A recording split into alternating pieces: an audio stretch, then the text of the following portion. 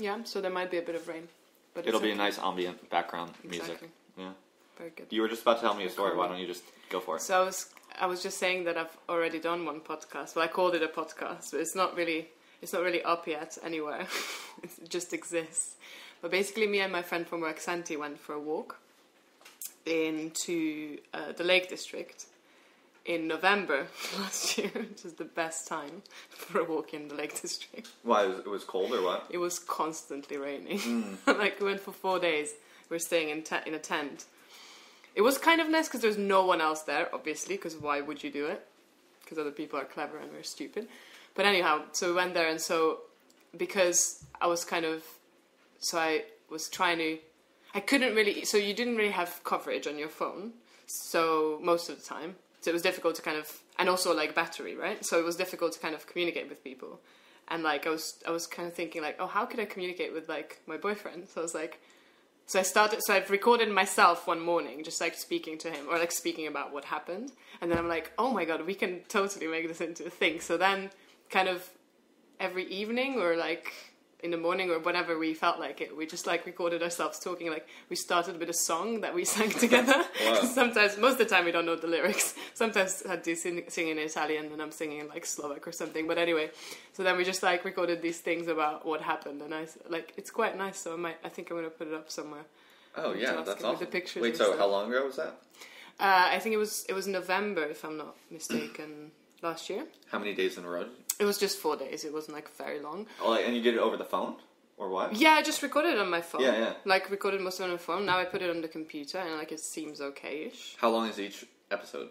It's about like, I think they go up to like 10 minutes. And it's just like jokes that we developed and like things that happened. That's like awesome. when I fell in the lake and stuff. You fell in the lake?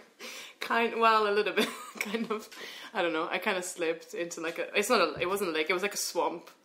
Kind of. A little bit. Whoa. It looked a bit like Lord of the Rings because there was like barren landscapes. I would totally listen to that podcast. Santi's also very Italian, so he's like and very your funny. Boyfriend? No, he's not my boyfriend. He's my friend. Oh, okay, got it. So I was recording. So it started. The idea emerged in my head as like something that I can then send to my boyfriend so that he knows what's happening. Oh, okay. But it was me and my friend on a walk. Yeah. Nice. I would totally listen to that. That sounds It's called The Bros of Cool.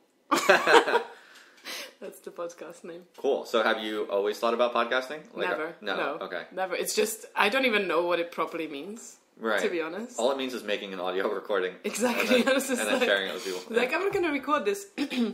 And then, people call it podcast these days. I've heard of these things. I'll call it a podcast. You should totally make a podcast too. Oh, yeah. I will put it up. I mean, it sounds like you've already started. You should just keep it going. Exactly. It's like it naturally merged. Do you listen to podcasts? Not very often, but I've always thought that I'm not very good at retaining information when I just hear it, or that I can pay attention to it when I hear it. But actually, listening to like a couple changed my mind recently. So like, I don't know if they're actually podcasts. Yeah, one of them was actually one that like my friend Cam from Plancy sent me. And it was on BBC. It was called In Our Time, and it was about anarchism.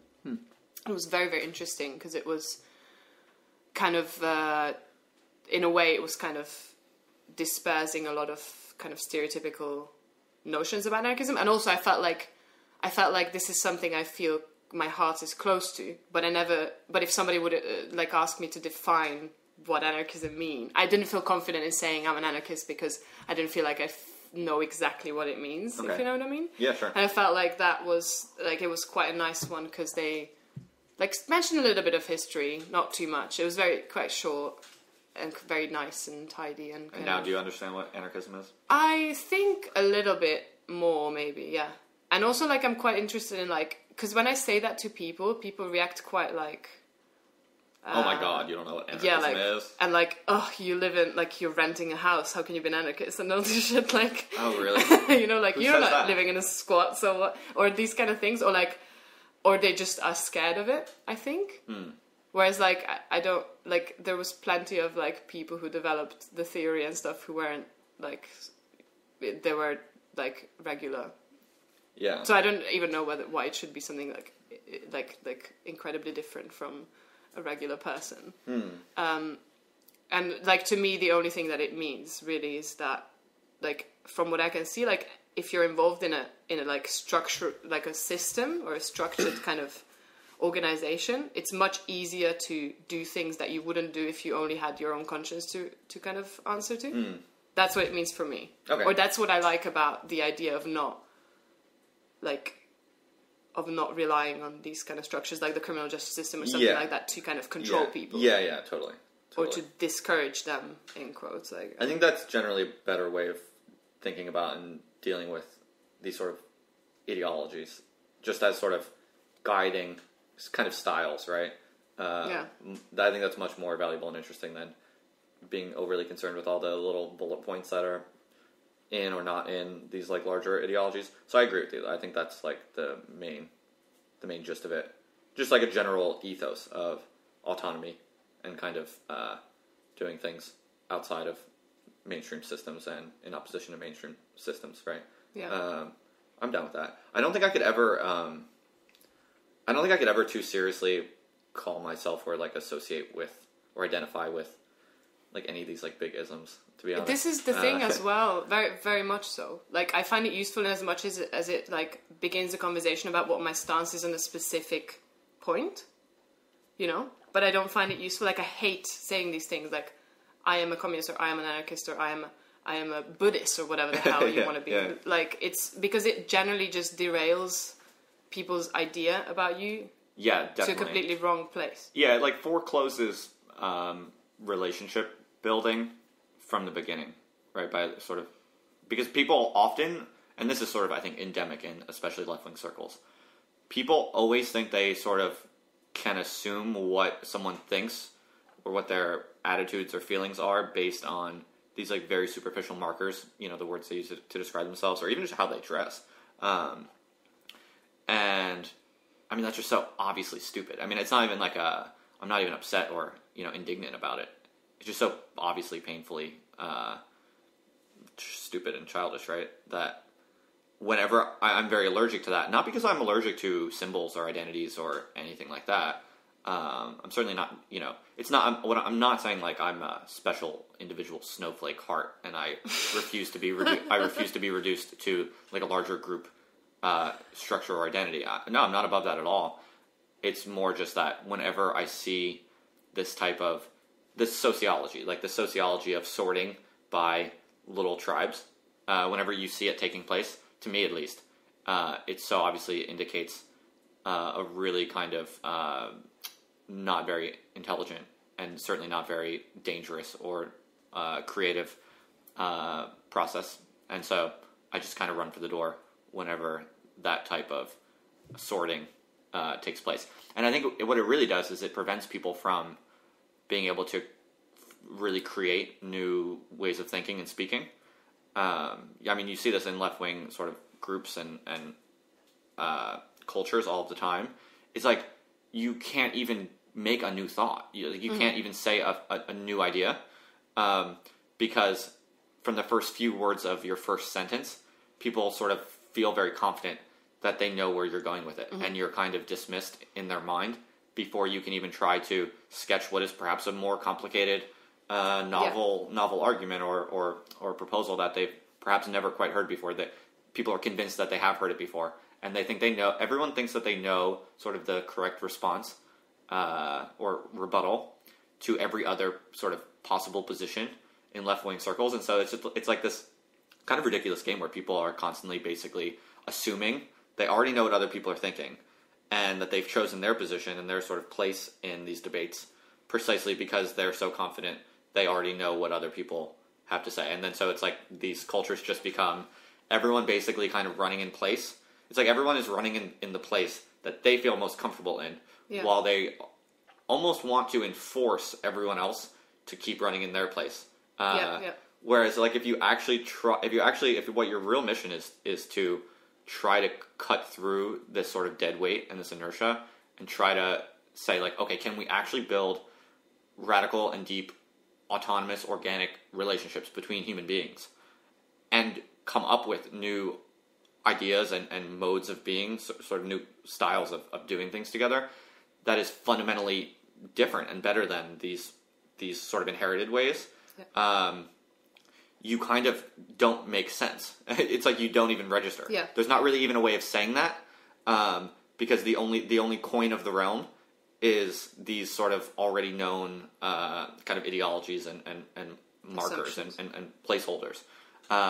So that, I mean, that's kind of how I would describe how I kind of feel about trying to navigate sort of left-wing culture and stuff like that. I mean, I'd be curious to hear what you think, because we were just talking before about this before the podcast, but why don't you, what do you think? It reminds, like, two things came to my mind, one of which is, the thing you mentioned about, assuming what people are going to say from the get-go, and kind of, it just reminds me of what we talk about in therapy or in psychology, which is, rather that what you're doing is not listening, you're already preparing your response. Yeah. So at the moment, so there's some sort of a weird competition going on of who can be more clever, or I don't know what it is, but of like not even listening to let someone finish what they're actually talking about before you've already prepared your cleverer, your more clever, your better response to it, or your own stance that's different. And it's like, it seems like a bit of an obsession with being different or being, unique, or I don't know. It's really strange. And another thing that came to my mind as well was this, like, I've just come to the point in thinking about this that I'm completely disinterested in anything that separates people at this stage, on all levels, like whether it's politics or not, or whatever it is. But I just like things that just serve to kind of distance people from each other and separate them from one another, just don't lead anywhere, or lead to kind of really unhappy and like awful places. And you can't really build anything from that. So I'm really disinterested in these arguments about like, oh, have you heard about this group? Well, yeah, they know what they're asking for, but they're not really clear about that. It's like, well, if that is the case, even within like shades of difference within the left, that we can't actually communicate with each other in a kind way, then like how is anything going to happen? That's a kind of, what was that expression? Orchestrated way of creating an alternative, even. Yeah, I agree with that. I would even go as far as to say that in general, with all human beings, whenever I see people in any type of group or formation, even just individuals, objecting to what someone else is doing, that itself is almost a very good signal of the fact that there's sort of that it's like not interesting, and that it's a kind of reactionary. Well, I mean, it's almost by definition reactionary, right? Yeah. Like when your mind is objecting to what someone else is doing, you're respecting that thing that you're objecting to, right? You're kind of fixating on it. You're paralyzing yourself in some sense. Someone I really like is the French philosopher Gilles Deleuze, and he says really brilliant things about this. He says, I'm paraphrasing, but he says something like, that there's never any reason to object to anything. It's like, if someone says something that you're not interested in, just go a different direction, or find some common ground that you can do something interesting with. And so I'm kind of more into that perspective. It's like, I just try to go around the world looking for weapons, like looking for energies, looking for dangerous sort of openings in the status quo, dangerous types of possible new types of relationships that are more interesting and more powerful and riskier and more sort of subversive. I mean, and whenever I come across a person or a group that strikes me as boring or politically uninteresting or politically problematic or wrongheaded or whatever you want to call it, I just dodge it and go a different direction. Yeah. But I try really hard to give as little energy, mental sort of and physical energy as possible to everything that I disagree with. And I just try to save all of my energy for just going at the people I'm interested in, the projects I'm interested in, and my own kind of like flourishing. And I think to a lot of people that often looks kind of like individualistic or uninterested in the collective struggle. But it's not, actually. I think that's actually the most faithful and loving way to care about the collectives that you are a part of. Yeah. By not allowing yourself to get fixated on shit. Yeah. I've been actually just yesterday I was talking to Cam, my friend, and we were talking about this because so because I work in mental health, and I also found, and I had my own experiences with, mental unhealth and mental health, and I mean, it's quite a fluid thing. So I think we're all been on the side of being mentally unwell in some point, in some way or another. But anyhow, we were discussing this thing about, for example, like, to be completely honest, for me, I have been in the NHS kind of CBT style thing. I've also had a different kind of therapy and all these things. And to be perfectly honest, the one thing that actually really, I felt like the only thing that actually really, really helped in terms of, especially anxiety in my life, was like daily meditating. And I mean, this again will bring up a whole load of assumptions, or I don't know what, and I'm just not even going to choose to engage with that. Right. Because whatever. But whatever that means for whoever, it actually, so this kind of a daily ritual in like actively trying to address that anxiety through this way worked for me for whatever reason. Yeah. And we were kind of discussing this thing about helping, or about like providing help for people who have mental health issues, or as you said as well before, like most of us are not what you would call emotionally well. At all. Like, functioning to a high degree doesn't mean you're emotionally well. Right. It's not flourishing, it's just functioning. And I feel like definitely, like, absolutely most of us. I definitely think most people are in that some type of mentally ill. Yeah. Whether they know it or not. And just some of them are, some forms of being mentally ill get you paid. Yeah. Some don't. Or not even ill, but I also think, like, we've reduced our expectations for ourselves so low that just functioning but not feeling really well specifically in your life or in yourself or in the way that you are is like okay for us. It's like almost the most thing that we can hope for. I mean the higher level of like actually feeling what you mentioned before, like joyful, like alive, like better than just. So you're talking about when you say, what do you mean? Who do you mean when you say us? People like us, or people in sort of radical circles, or what do you? I would say absolutely most people. Most people, yeah. No, obviously, I have no way of knowing what most people are, but I genuinely feel it's like most people. I think you're totally right, and I think one of the main differences though is it's like our society does not really give human beings pathways to proper mental health, but it's this sort of game where you kind of choose what type of mental illness you want to have, right? And so, like, some people choose what are basically profitable ways of being mentally ill, and they become CEOs and shit like that, right? Yeah. And that looks like it's functioning. That looks like it's, and in fact, a lot of people call that health, because that is, in our society's image, the closest you can kind of get to health, which is just sort of frantic activity that leads to money and power, right? But that is psychopathy. that is a serious kind of. It's not like a mental well-being. It's a kind of way of coping with deep-seated problems and anxieties and stress and all this kinds of stuff in a way that gets you to rush through your life and make some money, but it's not a reckoning with mental well-being, and it's certainly not arriving at any kind of wellness. Whereas then you have people who, for whatever reason, whether they choose to or for other reasons just can't sort of go into this kind of psychopathic, profitable form of mental illness that is kind of financial success, will go into a kind of refusal to cope in that way, or an inability to, whatever the case might be, and then we just don't know what to do, right? It's like, and there is nothing to do. So it's like so I totally agree with you, and it's like we all come up with different ways of coping, but none of us, very few of us anyway, like really know true mental health, like simple well-being, like as you were describing. I totally agree with you. Like who do you know who would say my life is good? I guess some people would, but often I think that is because people feel like they're obligated to be grateful for what they have, you know, or lucky. So it's we're also lucky, right? Yeah. It seems like immodest to say my life is not good when you are lucky to have some things. But fuck it, like I don't know. I think you see that people, like, I'm not happy with my life. I'm grateful for what I have, and I have lots of good things for sure, but I'm definitely not well, and I don't know how to be.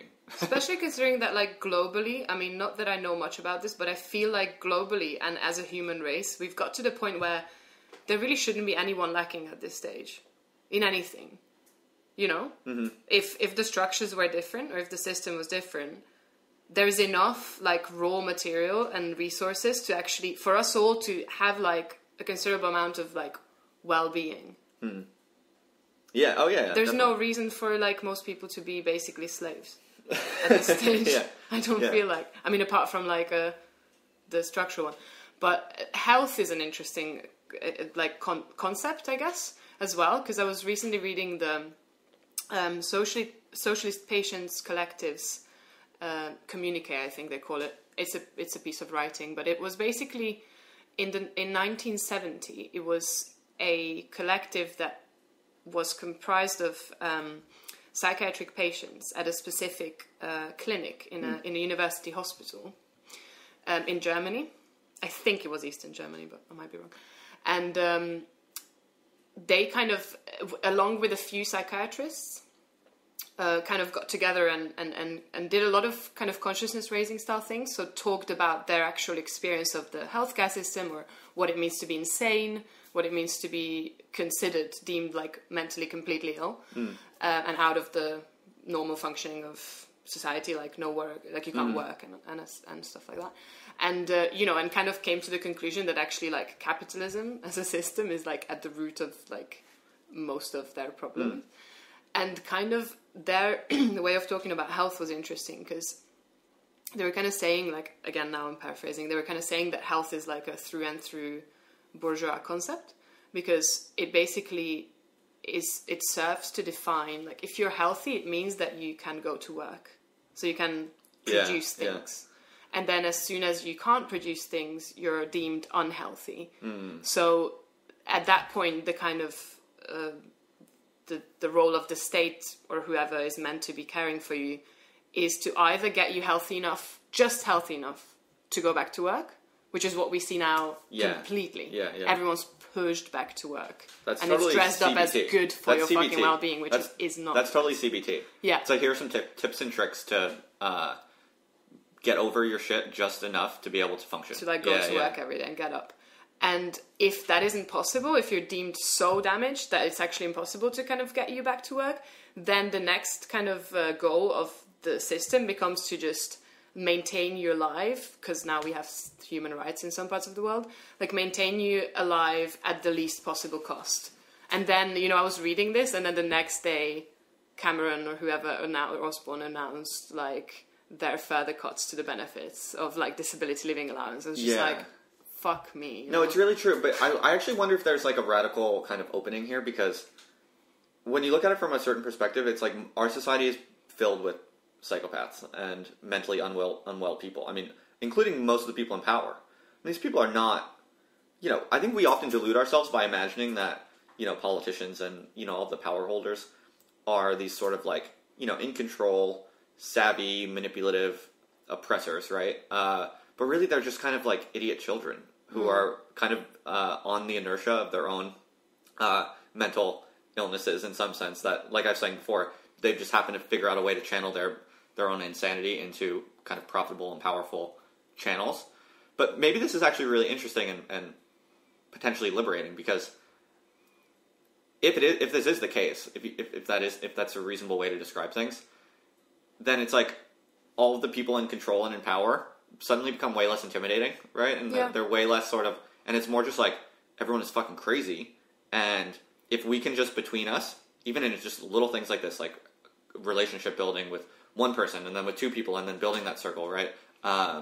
And having multiple overlapping circles like that, where we're just not crazy together, where we can just simply call things as we see it, actually be able to call bullshit on all of the, the truths and the so-called realities that we're supposed to believe in, but that are obviously stupid, and most people know that. But if we're not able to constitute an alternative reality, then then we have no basis for really kind of calling bullshit on the bullshitters. Do you know what I mean? like, so long as we don't carve out our own sort of alternate reality, and that sounds very sort of woo-woo, right? I mean, that sounds like very kind of almost mystical. It's not mystical at all. I'm just saying that if we can simply learn how to be well together, that I really can't even think of an actually more radical project in some sense. Yeah. And it's not easy. I mean, no one knows really how to do that. Like, no one's doing that quite yet. Yeah. In some sense, if you're lucky, you have that between some friends, maybe one or two friends, maybe one or two people in your family you're really close to, or whatever. A lot of people don't even have that. A lot of people don't even have best friends or people in their family that they feel truly at peace with and at one with. So, yeah, I mean, I think once you start talking like this to activists and sort of people in radical circles, you start to sound kind of, I think that you alluded to this before, that it's sort of certain assumptions are made and people can be kind of derisive. It's like, it sounds very like lifestyle politics, and people will use this kind of language to make fun of this way of thinking and speaking that you and I have talked about before. But if you really think about it, the actual project of constructing truly disalienated relationships with people, even just a handful of them, not only is that massive project and significant in the effects that could have in literally building alternative realities in some sense that are the basis for doing all kinds of creative, dangerous, other types of projects. But it's totally underestimated how hard that is. People assume that they already have decent relationships. Like, I don't think very few people want to really acknowledge how sad and kind of scary is their state of generalized constant disalienation and lack of presence between them and other people. Do you know what I mean? Like, sometimes when I try to talk about this stuff to other people in radical circles, I'll often sort of get a response like, well, come on, Justin, it's not like the problem is inside of us. It's like the problem is capitalism and status quo and everything's fucked up. We have to figure out a way to change it. It's not that we have to like look inside ourselves deeper. And people will say that with such confidence. But to me, that I totally disagree. I mean, I feel like, why should the problem not be in ourselves just as much? So I don't know. I guess maybe I'm not driving to anything too significant there, but there's something there. I think it's touching on these things that are constantly playing on my mind. One of which is like individual, kind of like a privatization of problems, right? Which is going back to how we approach even mental unwellness or just well-being. Is the approach of kind of telling you that you have a problem, you're broken in some way as an individual. So here are some tools to help you kind of fix yourself enough to just become functional again. Which is that is pretty much at the heart of cognitive behavioral therapy, or like most therapy, actually, I think. And so, like, what I want to see, or what would be really exciting, is to use that point, which is not a point of weakness, because I think the way in which we're breaking down emotionally and mentally is exactly where the disease of the system is coming through, if you know what I mean. Yeah. So coming from that point, kind of, it's really good to provide people with tools that they can cope better with life with, obviously. That's really good because it's empowering, but I want to see that being taken further into like a collective thing of, into a political place, for lack of a better word, into a place of, yes, there might be, unhelpful coping mechanisms you've developed as an individual, but also what are they a reaction to? What are your actual living conditions and why they're the way they are, that are kind of causing you all this anxiety or all this depression or all this... Totally. And I agree with that. I think the issue is that most people in radical circles, when they hear us talk like this, they just think to themselves, like, this is just people who want to take care of themselves, and it's basically kind of just selfish. Exactly, that's what I want to do. Yeah. No, and I agree. And I totally disagree with that sort of knee-jerk interpretation of what we're saying. Because it has nothing to do with, obviously self-care is part of it, and that's its own sort of lineage of thought and practice in radical politics. But it's not even just that. It's like that. How do I put it? It's like to try to figure out the puzzle of mental health is not just to make our lives better so we can be happier people in our little groups. It's not, but that's how it's seen. But that's not at all what it is. No. It's a matter of figuring out, like, it's actually figuring out perhaps the key, I actually think it is probably the key question, because it is basically, how does the status quo get inside of our fucking brains like a fucking virus? Yeah. And how do we get it the fuck out? Yeah. And if we can figure that out, and we can actually build relationships based on, like, fundamental truths and a deeper reality that, compared to the insane bullshit one. And again, if you see everyone running around society as psychopaths who are in their own ways kind of stupid and childish idiots, it suddenly becomes way more kind of interesting and exciting, because it's almost like... more flexible. Well, yeah, and because it's like, if we can just figure out our own mental health in a really clear, specific way and base our relationships on, like, profound honesty and disalienation, it's almost like you can imagine ourselves starting to float above the psychopathy that defines most things in the world, and then we can go out into all of our other relationships, our families, our coworkers, right? And we, based on a sort of disalienated set of collective relationships and good mental health, we would have this sort of extraordinary social power. Yeah. It would be almost a kind of like a magic. Like in some sense, it's charisma, right? And charisma has a bad rap in sort of the history of politics, because it's historically exploited by fascists, right? So, but the ability to basically go to your family members, to conservative people, to your neighbors, to coworkers, whatever it might be, and to actually, for people to look at you and to be like, let's see, this person, there's just something extra sort of light in their step. They seem to be totally in control. They seem to be totally at peace. They seem to really understand what's going on in themselves and around them. And, look at that. They actually happen to be explicitly, revolutionaries. Yeah. Who are saying these, like, really crazy, dangerous things about the status quo, which, 6 months ago, I thought only stupid, dirty, hipster kids talked like that. But although some of us are still, like myself, is still kind of a dirty hipster kid, but we might now actually be able to embody a kind of new type of presence in some sense, and based on the actual dynamics that we're able to cultivate in our relationships. Because I don't know about you, but when things are going well in my personal, like in my emotional life with friends and stuff like that, that's when I'm most fucking dangerous. That is when that's when my mind is most firing with interesting, creative, kind of resistant, rebellious ideas, and that's when I'm most willing to take risks. That's when I'm most sort of revolutionary in some sense, is when my relationships are most disalienated and satisfying and energizing. Do you know what I mean? Absolutely. So to me, that's the concrete kind of empirical model, if you will, of how mental health, and basically focusing on mental health as basically the beginning and the end in some sense of all we really need to do at this stage to be able to initiate and kind of ignite all of these kinds of revolutionary dynamics, basically, that play out through relationships and through how we actually carry ourselves throughout, all the different sort of positions in society that we occupy. I feel like that's a totally defensible kind of political program in some sense. It's not just about, like, making ourselves feel better. It's about, like, this is actually the way to change the world. Yeah. Completely. I would think. I actually, more and more, I actually think that.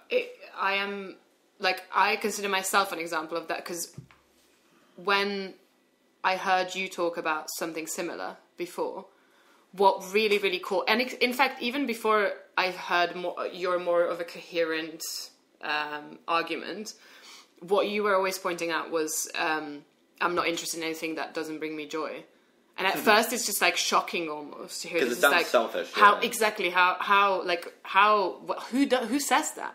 I don't even know what it is, but like nobody would say that. It's like nobody would actually say that ever. I mean, from the people I know or the circles I'm in, and that just like kind of shocked me. And I was just thinking like exactly why, and that really caught my attention, and that really drew me in to kind of find out more about what you might have to say about that.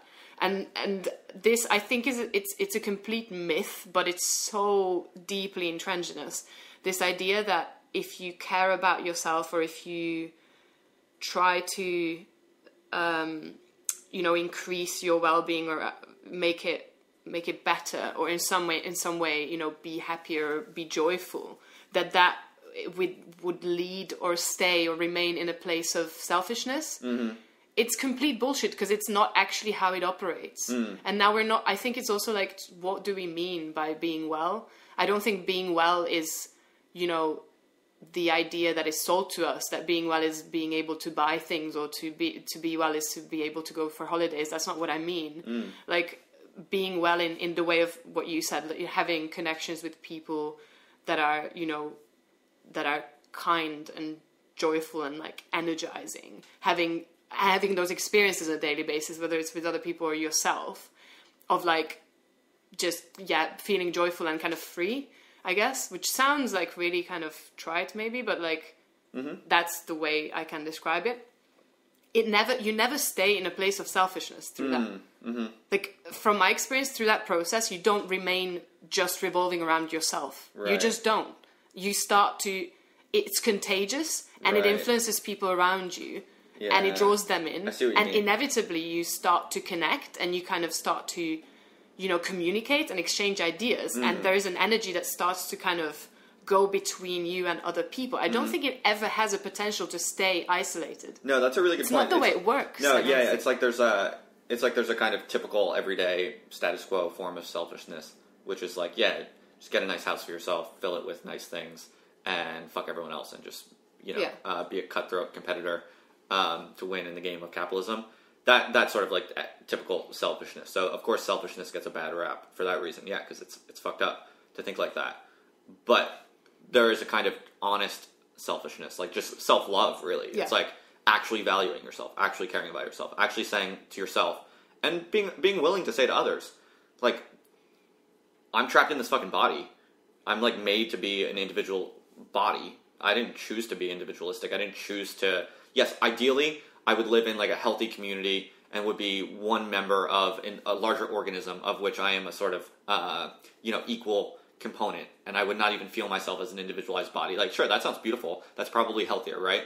But unfortunately, we were born into this society where we have these sort of individual structures imposed on us, and we are sitting in this cockpit in our brain, right? Whether that's real or not, that is what is imposed on us as how we have to experience our bodies. And so it's like, so long as that's the case, people should say, I only have this one fucking life. Making this life a good and true life, and making this life worth living, for me, is one of my top goals. And I don't give a fuck if you think that's selfish. Absolutely. And the irony is that actually is the only real basis from which one can be a actually powerful revolutionary force. Because if you don't love yourself enough, then you don't have the energy or the power or the basis to make any waves, because you're just kind of, you're like floating, right? You need to be able to sort of put your 2 feet down and say, like, I love myself enough that anything that's going to fuck with my life is an enemy, and I'm going to fucking fight it, That's actually interesting when you think about it, because then the problem becomes not that we're too selfish. The problem is actually that we're not selfish enough. And I actually think people don't love themselves enough to become revolutionary. And so it's like, what people probably need is like a more selfishness, a deeper kind of selfishness, so that they actually value themselves enough to say, fuck all of this bullshit. I'll risk everything I can so that I might have a chance at living a true life, because I'm fucking worth it. But people are too modest. People are too modest to say that. Yeah, so it actually ends up being, I think it ends up being possibly the most responsible thing to do.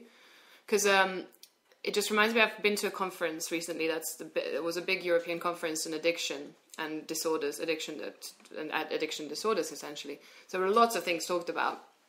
There was one really kind of striking, just for me, a striking kind of visual thought that they were saying, on average, like an average person who becomes addicted to a substance, and obviously that affects their life to a huge extent, will affect the life, like profoundly and deeply, affect the life of at least another 5 people. So I kind of, that just really kind of stuck with me, and I was thinking, yes, like if if you take care of yourself, it's actually the best thing you can do for everyone else around you. Mm-hmm. Because no one is happy when they see someone like driving themselves to the ground if you really care for them. And this is what and this is what surrounds us in activist circles, I think. Is you see people and you watch them and you think, this person will have a burnout in about a year. And it's tragic. And it's people taking on so much responsibility. And it's maybe even the nature of that struggle, quote, or the fight, or whatever we make it to be, is that it becomes another draining work. Definitely. I don't know if work is just draining, energy-sucking process. Yeah. That at the end of the day just, leaves you where the surrounding world is leaving you anyway, which is, as an object, sucked out of its energy. Yeah. And used. Yeah, totally. That's exactly why I basically refuse to do activism. I mean, I think it's actually even worse in the sense than you said, in the sense that it's not just that people are always kind of at risk of burning out. It's that I would argue that activist culture basically is kind of voluntary, perpetual burnout, and that I mean it's so predictable, like clockwork, that it basically is the main phenomenon that characterizes activism. It's basically just people who already have too much work to do and too much stress and too much in their life for them to be well, who basically sign up to do more forms of alienating labor that make them even less well. Yeah. I mean, that is basically almost that's a pretty fair definition of most activism, I think. And to me, that's just quite literally kind of the opposite of my vision of what it means to do revolutionary politics and to overthrow status quo institutions. I think there's also another side of this that's really important, is that there is like what seems to be like a deep, arrogant attitude in this stance of, I'm going to be an activist and I'm going to get involved in all these projects so that I sort out shit for other people. If you know what I mean? I am going to be the person who will take on a bit more than just my work and a bit more than just my family and a bit more than just my friends, because they don't care or they don't have enough time or energy or they're ignorant. It's very so I'm going to do it for them. And I think that's such a problem. It's very problematic. And how would you want to do a revolution if all the people aren't going to be participating in it, who it's for, presumably, or who it's meant to be made of? It's very Christian. Yeah. It's very much salvationist kind of, and it's moral. That's another thing that I'm just not into it. Like moralism. Like I don't want to do anything because I feel like there is some structure that says it is the good or appropriate thing to do. I mean I'm just not interested in morality or moralism as a principle. This is why I talk about joy and sort of energy and these different types of categories, because to me it's all about finding new weapons, finding new liberating possibilities. This is liberation, right? Not liberation instead of sort of morality or justice. I think it's more useful. Yeah. You know what's interesting also on the point of like people not loving themselves enough? Something I was thinking about, I was actually kind of talking about this with Alessia last night. One thing I find very interesting is that people do not, I feel like most people, and this is true in activist cultures as much as others, people don't really deeply believe the truth of what they think and feel. I think most people, like radicals and activists or whatever, think that, the status quo is unfair and unjust and should be changed and improved, right? To some degree.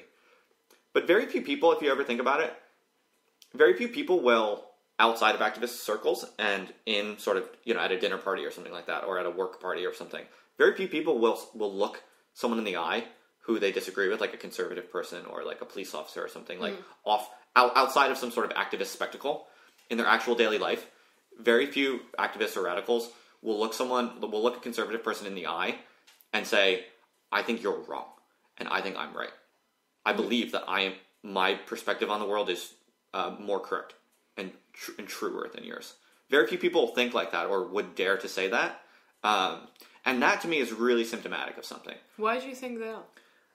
Well, I think that's true because you don't hear that. You don't see that. So for most people, what it means to be an activist or a radical or whatever the fuck means doing stuff in radical or activist circles that you believe is, contributing to the progress of social justice or whatever you want to call it, or revolution or whatever. But how do most people act when in their everyday life, at the job, at the, at dinner parties, at family parties? I'm not necessarily criticizing anyone. I mean, I'm kind of the same way. But my point is, why do we not embody a kind of militant belief in our perspectives in all sort of venues and channels and groupings outside of activist circles? Do you see what I'm saying? Mm-hmm. So, how do I put it? Think about, so you read biographies of someone like Emma Goldman or like Rosa Luxemburg, these sort of from early 20th century, late 19th century type personalities, radical personalities. A lot of these people, what I find really interesting is that they were very well known for public speaking, powerful, not just public speaking, but generally their sort of personality and sort of the energy that they embodied everywhere. I mean, these people were like monsters. They were monsters, basically, monsters of sort of discontent and just completely batshit, unreasonable, uncontainable, vociferous, protesting energy everywhere they went, in all of their conversations, in everything they did. And that is very, very different than the contemporary kind of activist mold, which is, we don't make too much of a fuss in all of the different pockets of our life, but then we go and do these things that we think will help revolution. So that is like, I don't have anything too specific or, profound, but just to point out that I think is really symptomatic of something that is really important for what it means to be a revolutionary, that I'm interested in trying to return to. What I would like to do, I would like to focus less on what I do in like activist meetings. I want to think more about and focus more on how should I interact in the workplace meeting? Mm-hmm. How should I interact at the family party? What should I be really sort of crazy and kind of batshit in the language that I use and the attitudes that I embody, or should I be really kind and loving? These are tactics, basically. This is sort of, I think that this should be, all of these sorts of questions should be seen as strategies and tactics that deserve our full attention and our full sort of experimental practice, as much as, should we have a picket or should we have a demonstration or whatever. But those are precisely the tactics that are not really, people don't really acknowledge those as things that we should focus on as groups, whereas that's something that I'm really interested in. Exactly. I'm completely convinced, and that's the only thing I'm interested in as well, and that's, I think, where any kind of a change lies, or potential for any kind of a true change lies, is the daily details. Like, fuck big ideologies and fuck big overarching, morality and ethics and these kind of frameworks.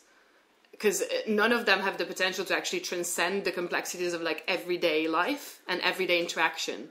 And I think maybe a part of that is also letting go of your fucking agenda every once in a while. Like, we have a view of, we want, I don't even know, I probably can't say what the whole view of the left is, because it's probably, everybody would disagree with everything I say, but we have a general view of, we want everyone to feel a bit better and to have a bit of a better life than what they are now, because everything's so unequal in this country.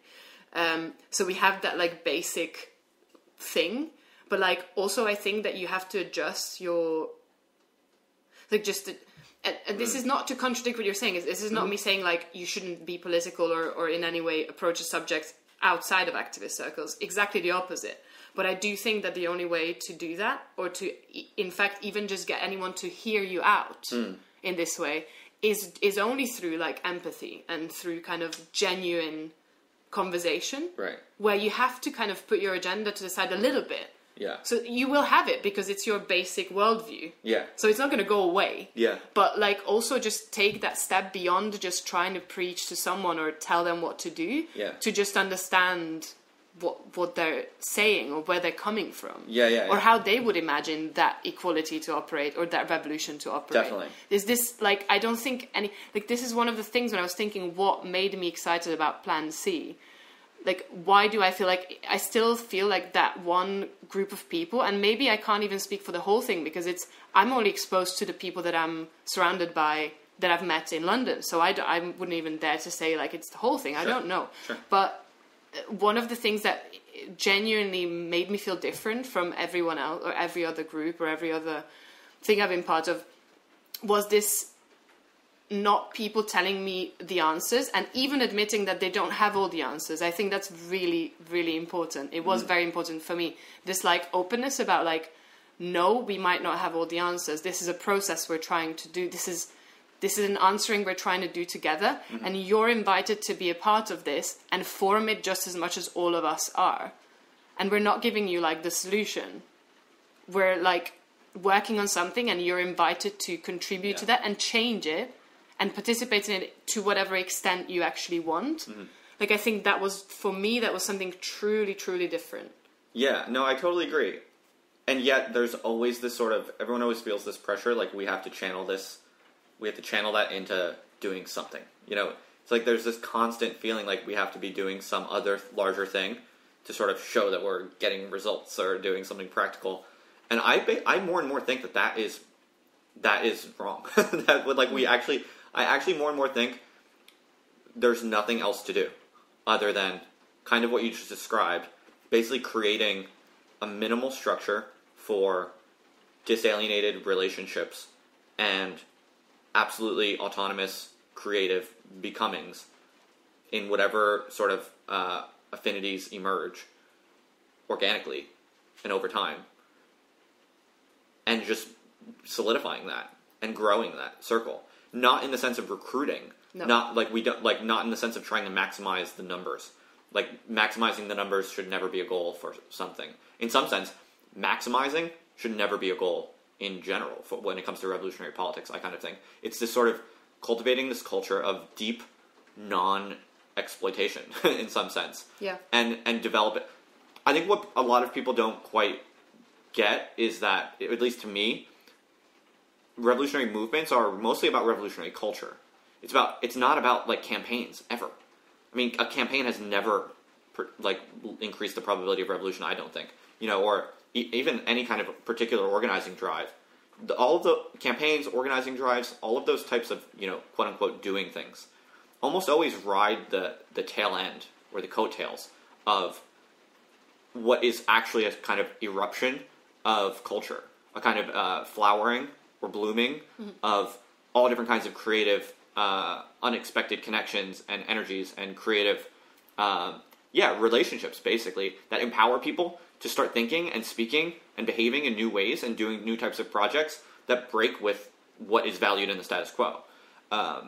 So that is really fucking cool, because what it means is we actually can chill the fuck out, and we don't need to fucking obsess about what, like, practical thing we're going to achieve together, what, you know, outcome we're going to maximize. And that, in fact, as soon as our mind starts doing that, that's exactly where we have to say, stop, chill out, let's just enjoy ourselves and protect what we have and bring more and more people into, or welcome more and more people, make this type of space more and more attractive to more and more people, not because we want to increase our numbers, but precisely because we believe the relationships we're building are the real thing. It's true, it's deep, it's honest. And that's all there is to really true good life. And so let's just figure out the rules and the principles and the behaviors and ways of doing that, right? And share that with everyone we come across and live in that way, right? That is not this kind of like woo-woo, spiritualistic, mystical kind of hippie type thing. It's not at all. But people will sort of dismiss what I'm saying as this kind of just childish kind of lifestyle politics or something like that. And that is, I think, one of the worst assumptions that is very prevalent that the conversation you and I are having has to kind of like go up against. Like, that is the main thing that people will say we kind of sound stupid for. That it just sounds like a woo-woo kind of hippie type thing. But I think it truly is not. And the only way to show that, I mean, it's not about, I'm not interested in arguing or debating with people. Like I said, I don't believe in like objecting or, you know, it's just not worth it. It's not interesting or liberating. the only way to show what we're talking about, I think, is to do it. And that's exactly what we're doing right now. Yeah. I mean, like, right now. Like, I'm really enjoying this. Yeah. No, I mean, seriously. And it's not just because it's like, it's not just because I like to hear myself speak. It's because I do like to be a member of an honest, spontaneous, organic, liberated, honest and sincere connection, right? So, and fuck yeah, that is, hell yeah, I will say that I want that. Yeah. I want that. I want as much of that as fucking possible in my life. And if we just militantly, as creatively and aggressively as possible, resist everything that's not that, and try more and more to create precisely this kind of just interpersonal reality more and more, and militantly sort of spread that on top of the bullshit that we're supposed to be doing, to me, that might just be all there is to revolutionary politics. Yeah, and I think it has the potential to become a mode of being, or a way of, that this is what I'm really interested in, is not the quantity or the result of what we do, but almost more interested in, like, the quality of how things happen. Yeah. And I also think, like, one really powerful thing is just, and I think we're constantly, and we're being taught, and we are really, really detached from, is how we feel. Because it's as good a compass in being a human as can be. Mm-hmm. Things either make you feel good and better, or they make you feel like shit. Yeah, that's a really good point. It's so clear, and you can't argue it away. And if you are a human, then these are the two things that happen. And I mean, the shades of good and bad in between. But you can't argue it away. It doesn't matter how much logical arguments you use. Either something is making you feel like joyful and free and nice, or it's making you feel like not yourself, like not a human, like a thing, awful. And that is like such a key element of that could guide you, forget ethics and morality. Like, what is it making you feel? That's a really good point, that it's like one of the most reliable kind of roadmaps for what to do next, or how to sort of progress or develop a project in some sense. Yeah. That's kind of what I'm hearing anyway. Yeah. Like, yeah, no, it's like in a lot of activist circles, it's like, okay, we have to like read Marx and shit. We have to like read these like books we're supposed to read, and then we can have these like ideological debates, and in this debate and discussion we can sort of figure out where to go next. And I understand that logic, and I respect it, and certainly if people are into that, if they find joy in that, then totally people should do that. But maybe that's actually not the most reliable roadmap for getting a bunch of different diverse people onto the same kind of revolutionary page. Do you know what I mean? Yeah. Because of precisely what you're saying.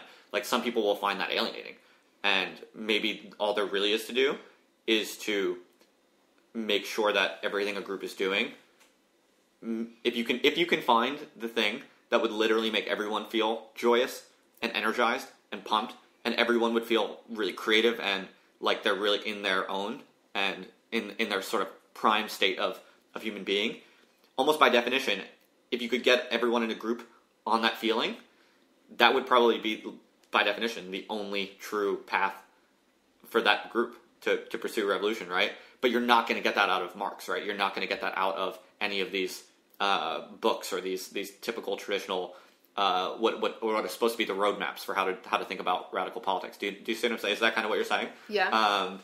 And I haven't read a lot of Marx at all. I've read a little bit. Mm-hmm. But actually, to me, it even seems like he was kind of saying that, because I got the feeling from it that he was kind of saying, no, you don't need to be an intellectual to bring change. Like, you don't need to read shit to bring change. Right. You just need to like observe your immediate surroundings and what's fucked up in them. Okay. In a way. Or that's the sense I got from it, but it doesn't matter probably. Sure. But I also think what's really interesting about this process, or getting people excited or feeling joyful, is that you lose fear, I think. I think when you're in that mindset, or whatever you want to call it, in that moment or in that experience of feeling, very connected and kind of well and joyful, you can't be scared. And I think that's the dangerousness of that as well. If you get people excited enough and, actually feeling accepted. Yeah. No, it's actually the opposite of fear. It's actually something that empowers you to take risks. I mean, I can identify this very clearly, sort of in the ups and downs of my weeks and months, especially since I've moved to England, that when I'm feeling sort of isolated and kind of just lonely and exhausted, I am generally kind of less radical in the things that I say and the ways that I behave in the workplace, or just in general, doing things in life. Whereas when my relationships are good and I'm feeling like disalienated and like I have sort of like I'm on some good vibes and dynamics with the people I'm talking with, and I feel like I'm getting clarity and sort of, okay, things are brewing. Like when things are really good in Plan C, for instance, if we had like a really good meeting that felt energizing, after that, I will just generally be way more of a badass in all the things that I do, like the next week. Whereas when I'm just kind of isolated or feeling down, I actually become less dangerous. I become more conservative in the ways that I actually act and behave and what I'm capable of doing. And that's a really important sort of correlation to identify. Yeah, so I think that's kind of just what you were saying, but yeah. We don't have to talk about like activism and shit. We could talk about anything else too if you want. Anything else on your mind? How are you feeling more generally? In the vein of self-care, I need to go to the loo. Oh yeah, cool. Oh yeah, I can pause this. But I definitely lean towards what you just said, which is like, unless it's kind of like deep and focused, I kind of just, it's not bad. I'm not against it. Like there's definitely a place for just chilling, right? And like just kind of enjoying. Dancing. Just like sharing, or just like sharing a space like at a pub or something and bantering a bit or whatever with people you like. That's definitely good, healthy, sometimes a nice thing to have. But that's just not what I need out of, social life. I totally agree with you. It's like, unless I feel like I covered some amount of even just minimal, but serious and real focused attention with someone, it's like socializing didn't happen for me. Yeah. And that's really interesting to think about, because it's like we were kind of saying before, you have to go really far out of your way to make that happen. Even with like good friends, like a lot of people who are good friends will go and do things together for fun, to hang out, where it's kind of just like perpetual distraction anyway, and it's like not that focused. And so it's like I'm learning that to actually have the kinds of focused conversations I want to have with people I want to talk with, I have to buy this fucking nice microphone and like propose that we do something that is larger than it. Again, I feel like this goes back to people not loving themselves. It's like, if I said 2 weeks ago to you or to anyone else, like, hey, I'm trying to develop closer relationships with my friends, and I would really like to make a time with you just to sit down and talk for 2 hours. Anytime you want, let me know. I want to just look you in the eye and talk for 2 hours. You'd be like, what? And most people would be like, what the fuck is he talking about? This just sounds creepy even, like that actually sounds creepy. But if you're like, hey, I got a nice microphone and I have this project that's like, larger purpose that I want to pursue, and I want you to be a part of it, then people are like, oh, okay, yeah, cool. and then we can do it. And what is that if not perfect evidence that, people feel like doing something like this, like a focused conversation with just someone you're interested in, it's worth it if you're doing it for some larger kind of instrumental purpose or offering some sort of value to other people, but it's not worth it in its own right. Well, fuck that. I actually do think it is worth it in its own right. And I'm just kind of using this podcast really as like a pretext for having for just sincerely enjoying the types of conversations that I want to have, but that our society doesn't let you have in general. Yeah. Or I think like people, like generally maybe we would really like the idea as well, but we're likely to just put it off indefinitely. Yes. Because it's not urgent or pressing enough. Right. And our time is always filled with something else. To delegate 2 hours to it. But I also thought when you were talking about this, larger project type thinking of, there is a purpose to this kind of thing. I also think there's something valuable in that, because I feel like if it's coming to the place, from a place of of like creativity almost. So I've been having this because I have several friends and my boyfriend who are all artists, and so having these discussions is really interesting with them in terms of you make things, but then you want to get them out there. You want them to do something with people. You want, if not do something to people, you just want them to be interacting with people. Yeah, definitely. And I think that's a really valuable point as well. If it's coming from that place, you know, this like, oh yeah, let's do something bigger, or let's do something that we want to kind of express almost and communicate. I think is the basis of that to more people, or to I think that could also be a good thing. I mean, not necessarily like in a productive way, like, oh, we have to be productive, because that's such a dangerous way of thinking, and we all think that way. But I think there's also value in this this like instinct or this urge to express, and so that means communicate as well.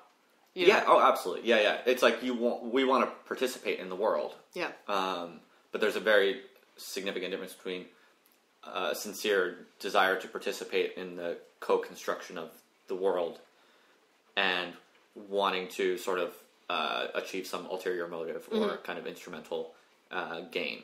Yeah. And in fact, and this sort of, we were talking about this in the break we took, there's this actual sort of ironic kind of law of the universe, I think, actually, in some sense, that if your goal is to achieve some sort of instrumental gain, you're actually unlikely to do it, because the attitude where you're just kind of instrumentally trying to maximize something is an ugly, stupid attitude, and no one wants to do that. And in our society, especially sort of capitalist society, everything is just like exploitation and instrumental calculation, that our radars for it are so strong. Like, you know, we can smell from a mile away if someone is just trying to, you know, like promote themselves or something like that, right? And so whenever you hear or see that kind of thing, people run for the door. You know, we're allergic to it because our society is already fucking plagued with precisely that attitude and that way of relating to each other.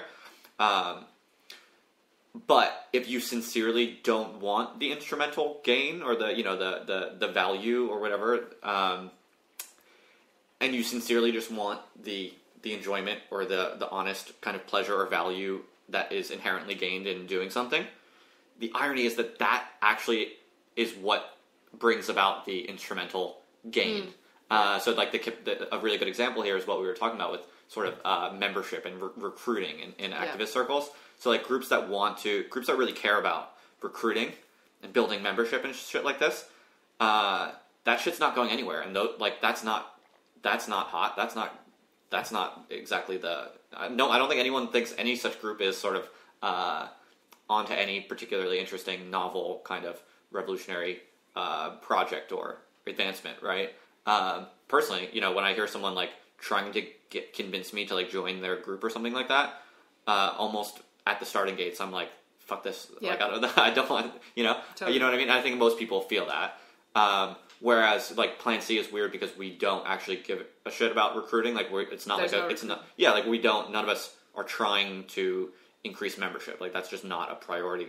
And in that kind of just sincere lack of interest in maximizing some larger goal, you know, in actually treating other people as human beings, not as objects to be accumulated in our circle. The irony is that we're actually getting a lot of new people joining, and people are interested in us, and people like want to know what the fuck what we're doing, what we're talking about. So that's, I think, a really good piece of evidence for exactly what I was saying. And this is also, I think, really important because when we talk like the way we're talking in this podcast so far, and this is kind of like a set of attitudes that you and I kind of have in common, where we talk about not wanting to have an exploitative relationship or to other people, or having instrumental kind of attitudes towards the world or other people. A lot of, I think that the typical activist mindset will hear that as saying, well, then how are you ever going to change anything, right? Like, how are you ever going to actually have an effect and deliver to people and to ourselves, you know, like a better world and gains and things like this.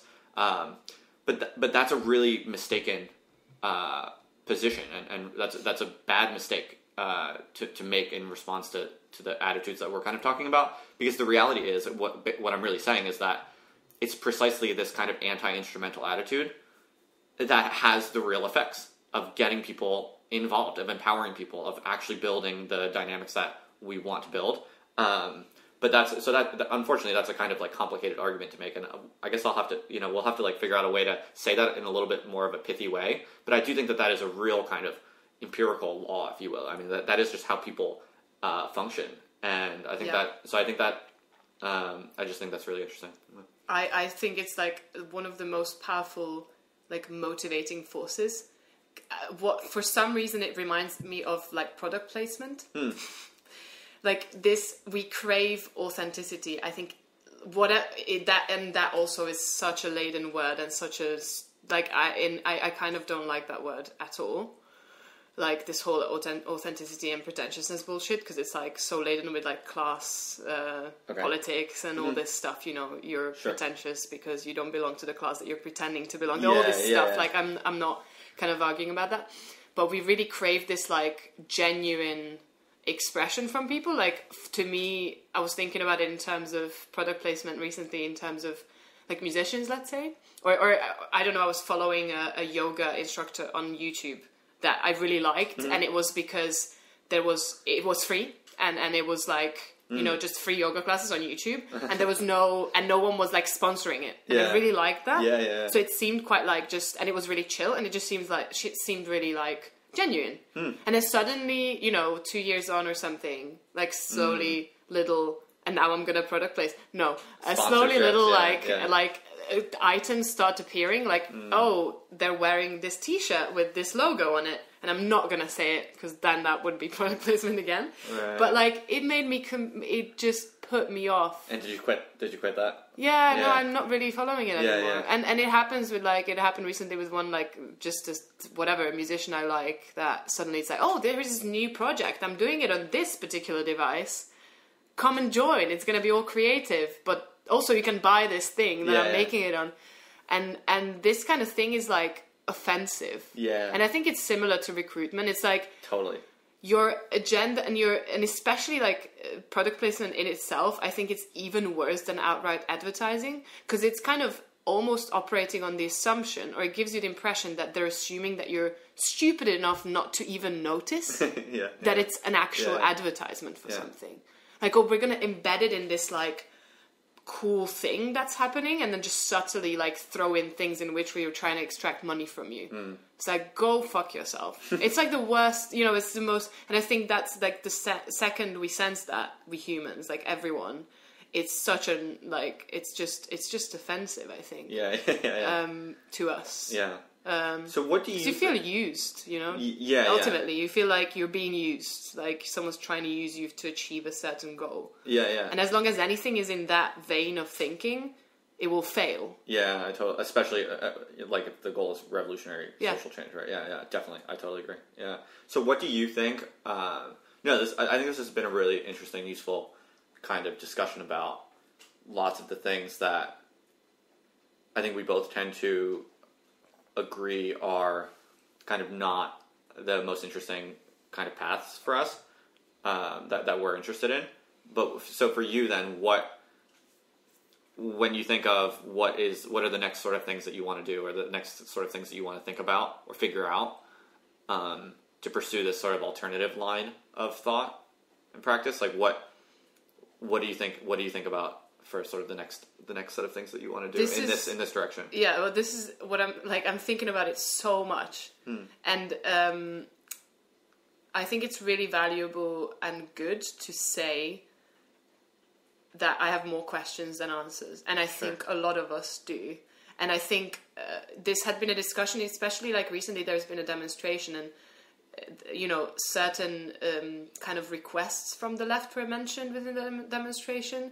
It was like generally, I think it was an anti-austerity one, but you know, the kind of like universal basic income or like fully automated luxury communism. I still don't even understand what that means. But you know, the demands were mentioned basically, and like it opened a discussion about how we don't really demand anything, we're just reacting, right? Like on the left, like it's antiquated because we're not actually proposing alternatives, we're demanding things, we're just reacting to what's happening. Yeah. And it's so true that, yes, like we should be thinking creatively about alternatives rather than just reacting. But I also think that I've been trying to reflect on what felt like really different for me and I was thinking about Plan C again, but what felt very different for me is that no one was actually giving me those answers. Like, no one was telling me, like, this is the world that we're trying to create, and you have to subscribe to this or don't. So I agree that is probably the ideal for, like, an organization. But you as a person, you know, like, sitting in the cockpit of your mind that you are stuck in, what are your sort of wagers as to, like, what the answers are, at least just for you in the short term, for what you think sort of revolutionary politics entails? So how I would conduct I guess all I'm really saying is that you and I are this has been an interesting discussion because we've pretty quickly we've sort of realized how much we actually kind of agree on certain things, and we're kind of, I think you and I are kind of on similar vibes in some sense. So I'm just kind of curious from your perspective. Obviously you don't have answers, or, like, you're not like that. You're not going to, like, give me some sort of program and ask me if I want to join your program. But I just mean, what are your wagers? What are your instincts about, like, what you want to do next, or what, in your view, does the stuff that we're talking about, like, what does that imply to do? Does that make sense? Kind of. I was, but this maybe again comes down to, like, a more broader, like, perspective. But what I was thinking about is that if the process of revolution were to happen in some way, the most useful thing would be developing, like, tools. Okay, right. So go on. So not an answer for people as to what the world will look like after this happens, or what even revolution would look like. Because I don't believe that revolution would be something like a violent, armed, overthrowing of the system in one day at all. But rather than giving the answers and the structures thought out for people, again from this arrogant kind of top-down way almost, it would be developing tools that would allow people to carve out that piece of, like, liberation or different way of thinking for themselves. Right. Excellent. Autonomously. So what are some sort of hypotheses you have? Like, what are your tools? What could be the tools that you are interested in creating with other people? This is what I'm constantly thinking about. I am so bad with computers. Even the fact that I say it in this way just indicates how fucking bad I am. Okay. Who says with computers anymore? But anyhow, so I'm not really good at that. But I definitely think that, like, using the tools we have, like the internet or WhatsApp or Telegram or fucking Twitter, even though I heard recently that Twitter isn't cool anymore, I don't know. But, like, using all these tools which have a potential to reach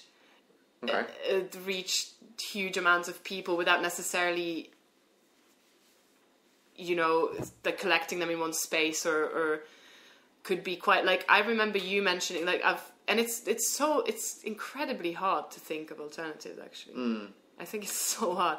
But I remember you mentioning the Tumblrs of, like, young people who were, like, the shoplifting ones, right? Yeah. And that's, like, such an interesting example of, like, someone actually taking something into their own hands, in a way. Yeah.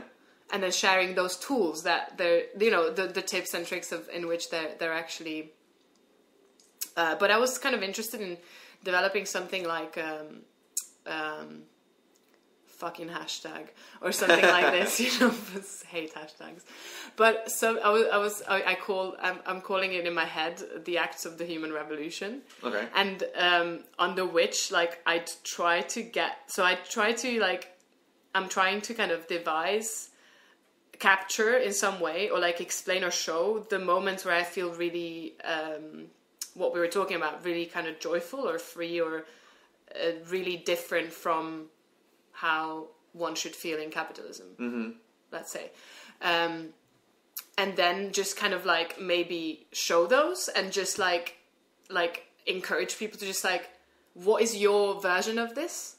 And how, and then, so even just to start the discussion in terms of, like, I think that's what we're doing anyway now, is what is your version of that? What is your version of, like, revolution? Like, tiny things, details. Like, the idea came to me when I was once, like, I was just, like, I had some time, and which is, wow, great, I had some time.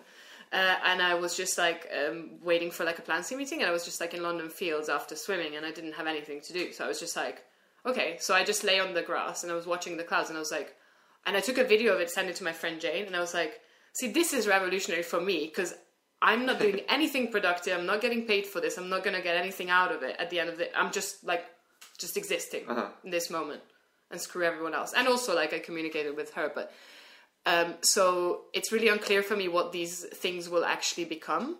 But I would be really interested to see what other people consider these, like, daily minor details of where they act right as they shouldn't. Okay, right, yeah. So you mean, like, yeah, kind of like creating, making it easier for people, for other people, for yourself and for others to sort of, like, radicalize everyday life in some sense, and to kind of, like, make that political in a way that it's not for most people.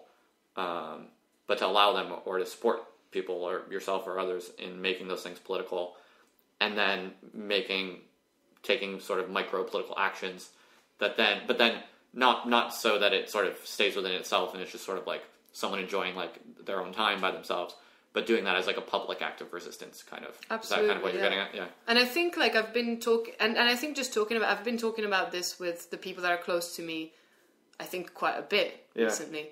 And just because it was on my mind, and they seem to be interested in it as well.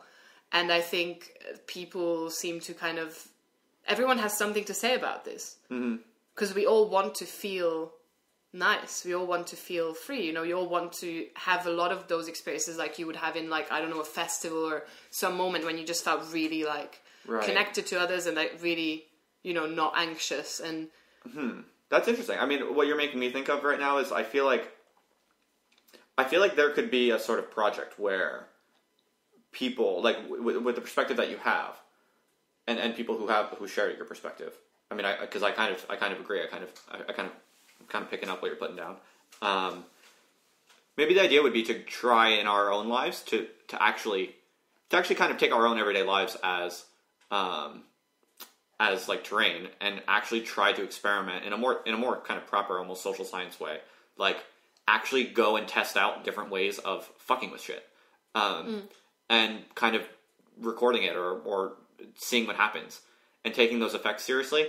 And by talking about it, right, on things, you know, everyone should, like, make a podcast, do shit like this, right, where you actually share, you kind of inventory, like, what are the things I can do in my day that increase my energy and increase my free time and fuck up, like, the value production that I'm a part of, and fuck up the workplace that I'm expected to do things for, and fuck up the sort of symbolic expectations that people around me are used to sort of expropriating from me, all this kind of shit, right? Like, we can actually, maybe one path would be to actually figure out what works and what doesn't work, and then to kind of lay that out in a way that's not like, here's what you have to do if you want to be a revolutionary, but more like, if you're like us and you just want to fuck with, like, the pressures you're under and resist that shit and minimize all of that shit and make your life as fucking good and true and liberated and free and relaxed and good as possible, well, then we've been trying all this different shit, and here's what we have found works. Like, I think about this a lot in terms of academia, because, I mean, academia is so interesting and weird because we actually, as academics, we actually have a fair amount of autonomy and flexibility, and there's actually relatively little supervision, in the sense that, I mean, we have a lot of expectations and, like, performance markers and this sort of stuff, like, stuff we have to meet, and obviously we're under a lot of pressures to fulfill lots of obligations and tasks from all different directions. But what we actually do to meet those when no one's looking is a pretty wide margin of flexibility. And there's a lot of room for subversion. But the thing with academics is that they're so, you know, we're like good workers. You know, we're very kind of conscientious, professional types. And yet, I don't know, like, I have learned since I started this job that, in fact, there are lots of ways to basically not do stupid shit and not waste your time being anxious and feeling pressure. And there are ways to actually feel more relaxed and to carve out more free time. And there are ways of failing at that, right? So, I mean, it is actually like a practical political question about how you do that. And most people, I think, struggle with it because, I mean, I think it's probably fair to say that most people don't know how to do it, because most people are just live on a kind of constant work clock, where they're kind of like, even when they're in their free time, they're thinking about work, they're thinking about what they need to do next. They're thinking about, having to wake up early the next day, even when they're home relaxing at night, So many people are basically on this kind of like constant, never-ending work mentality. And it's not just a mentality, it's like that's the content of your life, And you actually do need to there are real ways, I think, like actionable, specific techniques and ways of changing things to actually change reality, to give yourself more actual liberated free time. But you have to learn how to do it. And do you know what I mean? And so, like, maybe... Did you figure out any of those ways? Like, I mean, specifically? only a little bit. I'm not like, no, I mean, I'm still definitely like struggling with stress and all that kind of stuff. But I've definitely worked things out a bit better now, and I'm kind of getting onto it. But actually, I mean, I feel like I already said one of the key things, which is like radical relationships outside of work. To me, that's been like the big thing. So like when Plan C shit is going really interestingly, and very kind of, I feel it's very promising and dynamic and interesting and provocative, and I feel kind of disalienated by it, and I feel connected to like you and especially the London Plan C people, just because that's where I'm closest to. When that shit is going well, it literally changes the reality of how I experience my work life and my everyday life. So in that sense, the revolutionary organization, if done correctly, is an actual technique for carving out free time and making oneself for changing the reality outside of the organization. You know what I mean? So in some sense, like a radical relationship, like basically just you and I right now. It's nothing too deep or sophisticated. It's just disalienated talking based on nothing other than connection seeking and truth seeking and enjoyment, right? Like there's nothing too profound about like what I'm calling a radical relationship. But this that we have, and this that I have with other kind of radicals and stuff like that, it's actually a technology. It's a social technology. And I think that is one way to think about like what revolutionaries have to offer in some sense, because if we're not going to, if we're not selling people like this project where, yeah, we'll get you higher wages if you join our group, like we're past that. Obviously, I mean, there are obviously lots of people who still try to do that, like unions. It's not working out so well, is it? But since we're not doing that in any event, it's like maybe what we are offering is just like it's like the direct action of everyday life. Like we're offering an actual vehicle that you can join immediately if you want to. Like I said, we're not recruiting, but like the revolutionary organization is something that can make your life qualitatively different and open up spaces for you to become something different and better, that you like better, that you on your own can't access in the current like treadmill that you're stuck in. And maybe that's all a revolutionary organization has to offer. But maybe that's all it has to offer. Anyway, that was a really long-winded kind of... And also, I think it's really... The really cool thing about this, or the really cool way of thinking about it, is that you will not be able to, and you'll recognize that you're not able to predict where that will take us. And you don't have to. And you don't have to. Yeah. This is the thing. So, and I even think, like, as I said before, like, for me personally, if I'm completely honest, I would love to say that, at one point I reached the conclusion that I should take care of myself and I should be kind to myself. It didn't happen like that. It didn't happen like suddenly an intellectual understanding dawned on me that I should, do this self-care or whatever. It was actually, if I'm completely honest, it was only when I got a job in which my job is to try to help other people to feel better, essentially.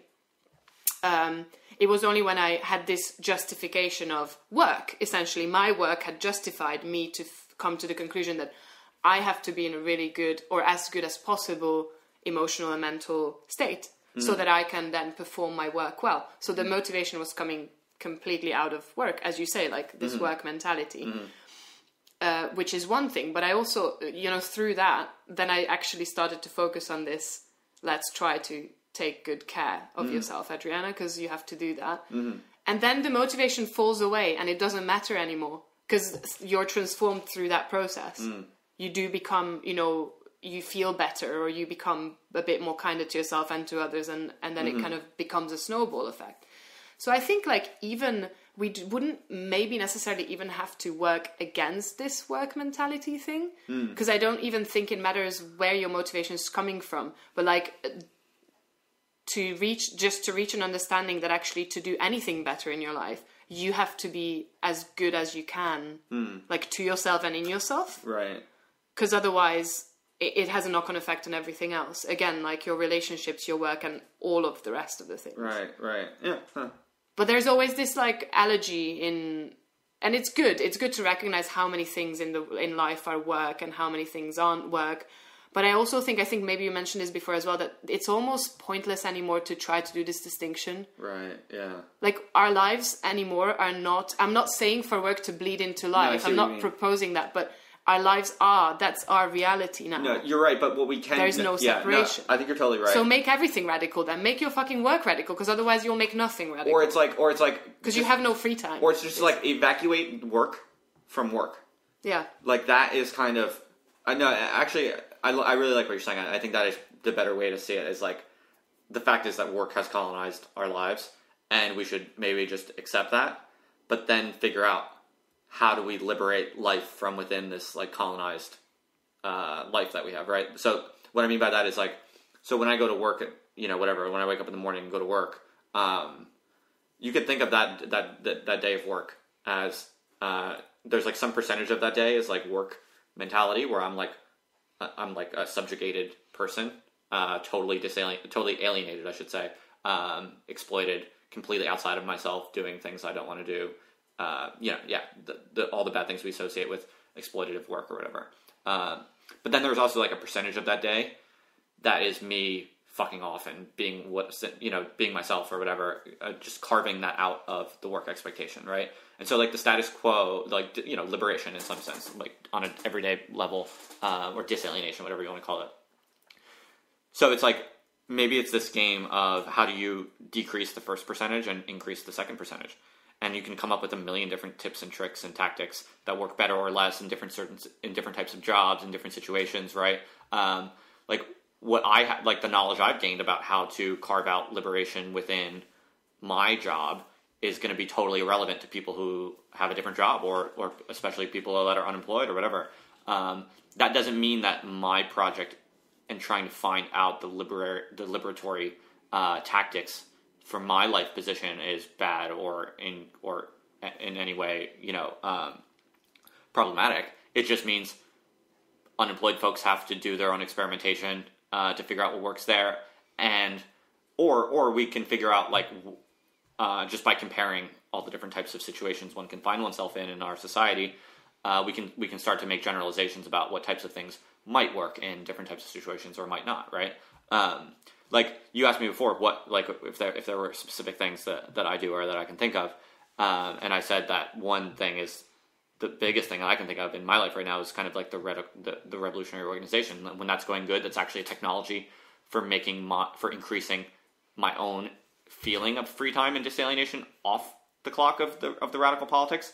Another obvious one is like romantic relationships when they're good.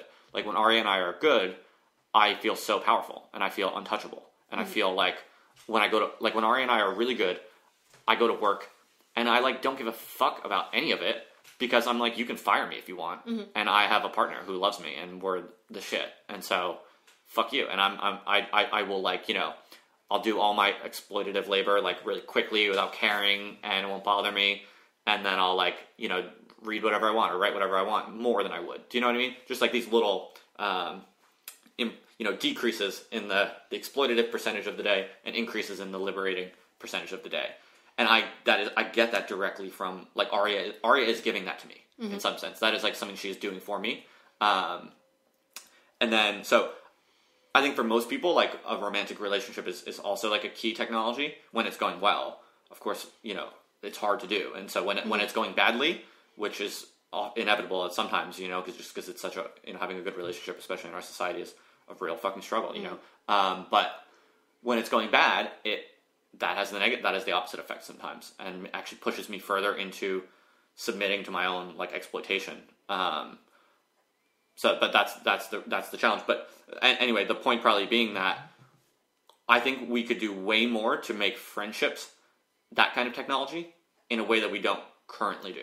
I think like a radical friendships could become like an absolutely kind of radicalizing, liberating social technology that we just don't. But we have to learn how to do that. Mm-hmm. And so I can't say that I know how to do that because I don't really have that in Southampton. I mean, I have good friends in Southampton who I adore and who mean the world to me.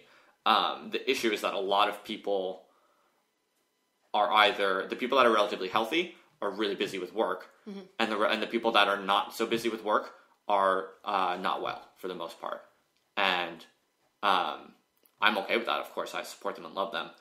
But when people aren't well, it's hard for them to give much to other people's wellness in some sense. Mm-hmm. Does that make sense? So, for instance, like the question of how do you take a group of kind of,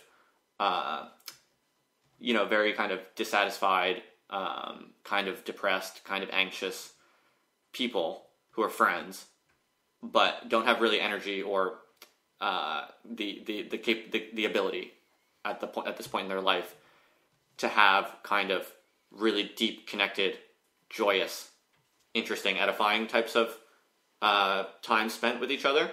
How can you create that from a state of depression and anxiety? That would be like, if we could answer that, that would be like the $1 million fucking question, I think. But maybe thinking that way is exactly the problem.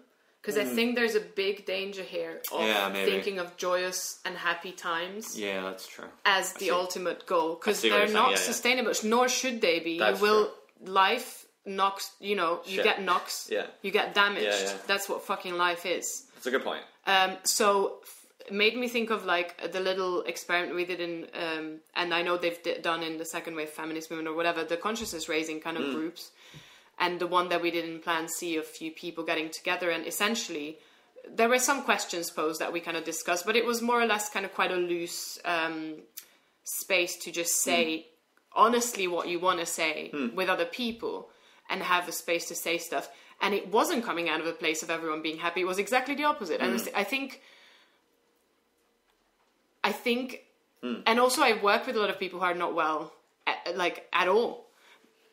But I still prefer an actual, like, open, honest connection and discussion with someone to fucking superficial chit-chat any time of the day, even if it's the most depressing chat we will have. Yeah.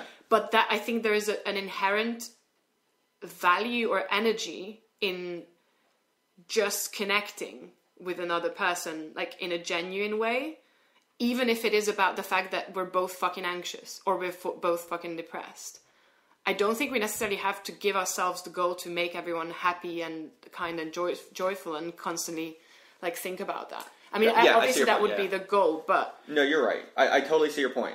I think the only thing I would say though is that, I mean, there is a real issue here though, that like people, social groups, or just people and sort of their particular kind of social, group, whatever, the people that surround them in their life, can get stuck into like bad equilibria. Mm-hmm. Like people who are unwell, like people who are mentally unwell, to various degrees, who only associate with each other, can kind of perpetuate that mental unwellness in some sense. And I would never blame them for it, and I'm not judging at all. I think it's a pretty uncontroversial empirical kind of fact I'm referring to. And I think a lot of even just like typical friend groups, like not political people necessarily. Although this is, this actually, I think there's a fair bit of this even in activist circles in some.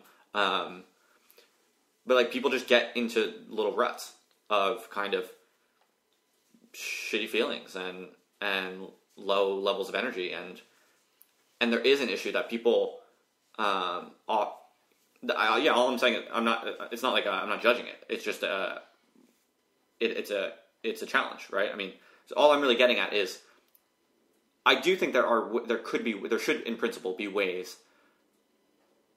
that we can learn how those things work, not to try to fix people. I'm not like, there's nothing wrong with being depressed. I'm not saying that, and I don't only care about joy and excitement, which I sometimes do fall into that trap. So I think you're fair to say that. But that's honestly not really what I'm getting at. What I'm getting at is, I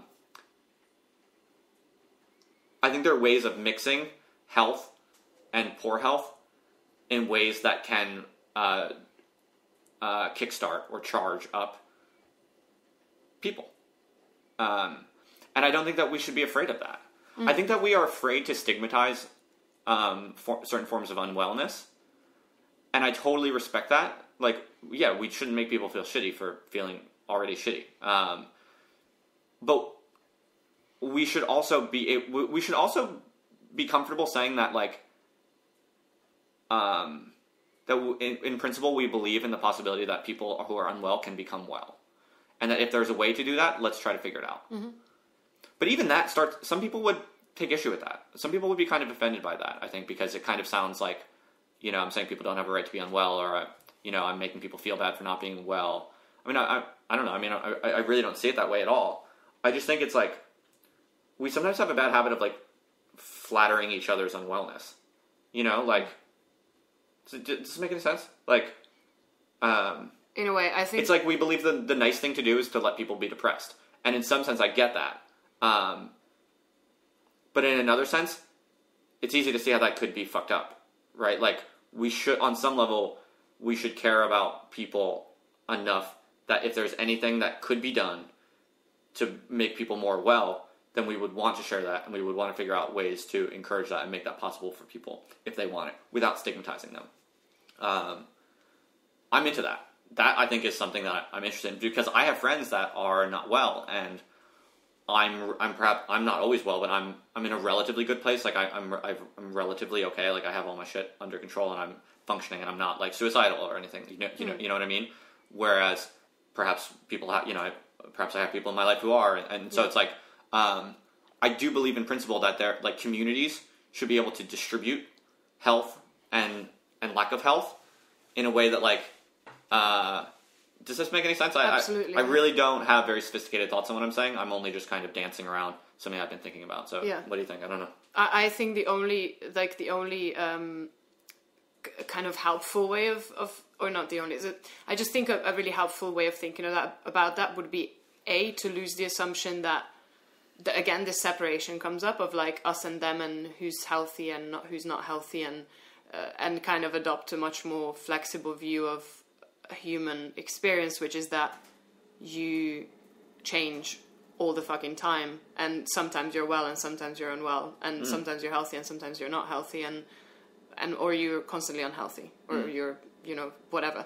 But also, as you said, like, distributing that, and I think the only way to actually, like, address any of this is actually the more diverse connections that we can create amongst each other, as you said, so that there isn't circles or groups of people who just perpetuate the same thing because there's no other input. Right. Almost. Right. So the more you mix people who are healthy, unhealthy, or whatever, the better the possible outcome can be, I think. Yeah, I agree with that. But I wonder if there's even like a more refined kind of, almost like a social science of what exactly are the inputs and what exactly are the outputs that a group can create. Does that make sense? Like, because it's not obvious how to do that, and I feel like that's where, like, mental health work and all sort of the research and all the experiences about how these things actually function could be way more valuable to radical groups than, like personally, I would much sooner join, like, a reading group on kind of like the social science and the psychology of mental health rather than, like, read Marx. To me, that's like that's a no-brainer. Like, I feel like I want to actually learn how these things function, so that we can rewire ourselves. Not because I want to, like, engineer. I want to, like, fix people or fix. It's not like I want to, like, engineer people or, like, engage in eugenics or some shit like that. Yeah. Like, that's not the attitude or the spirit I'm talking about. But I don't know. What comes to my mind is that like, moments in which actually I felt really, like, nice in Plan C was I appreciate to a huge extent the fact that some people, when they aren't doing very well, let other people know within the group. I'm having a tough time, or And that allows for the others to like offer any kind of support they can. And I think I've done both. Like actually what was really beautiful at one point, it was just like a little detail, but it was really like significant for me, was when, I don't know, I think I've just didn't come to a few meetings, or I didn't kind of communicate anything, because I wasn't feeling particularly well, let's say. You know, I got an email from the kind of London email list or whatever, from, like, in the name of everyone, pretty much. It was like, oh, dude, like, we haven't seen you, we haven't heard from you for a while, like, hope everything is okay. You know, let us know if we can do something. Yeah. Just the thought of being accounted for. Yeah. You know, it's, and being accepted, so powerful. Yeah, and being accepted. It's like, just like that, it's okay. That there's nothing wrong. Like, there's nothing wrong with it, and we notice that, like, we are not here, and if anything, can we do something? Right. And then also having, you know, approach people like that myself, being like, oh, if you need something, like, I've heard you're not well, if you need something, if I can help in any way, like, these are the things I can do for you, let me know. Yeah. I don't know how you can generalize this, but this kind of caring of and for each other is like really key. Yeah, maybe that's all there is to it. Maybe that's all there is to it. Maybe I was kind of guilty just now of doing what I was kind of criticizing before, which is like feeling like we have to come up with like practical goals, or else it's not real.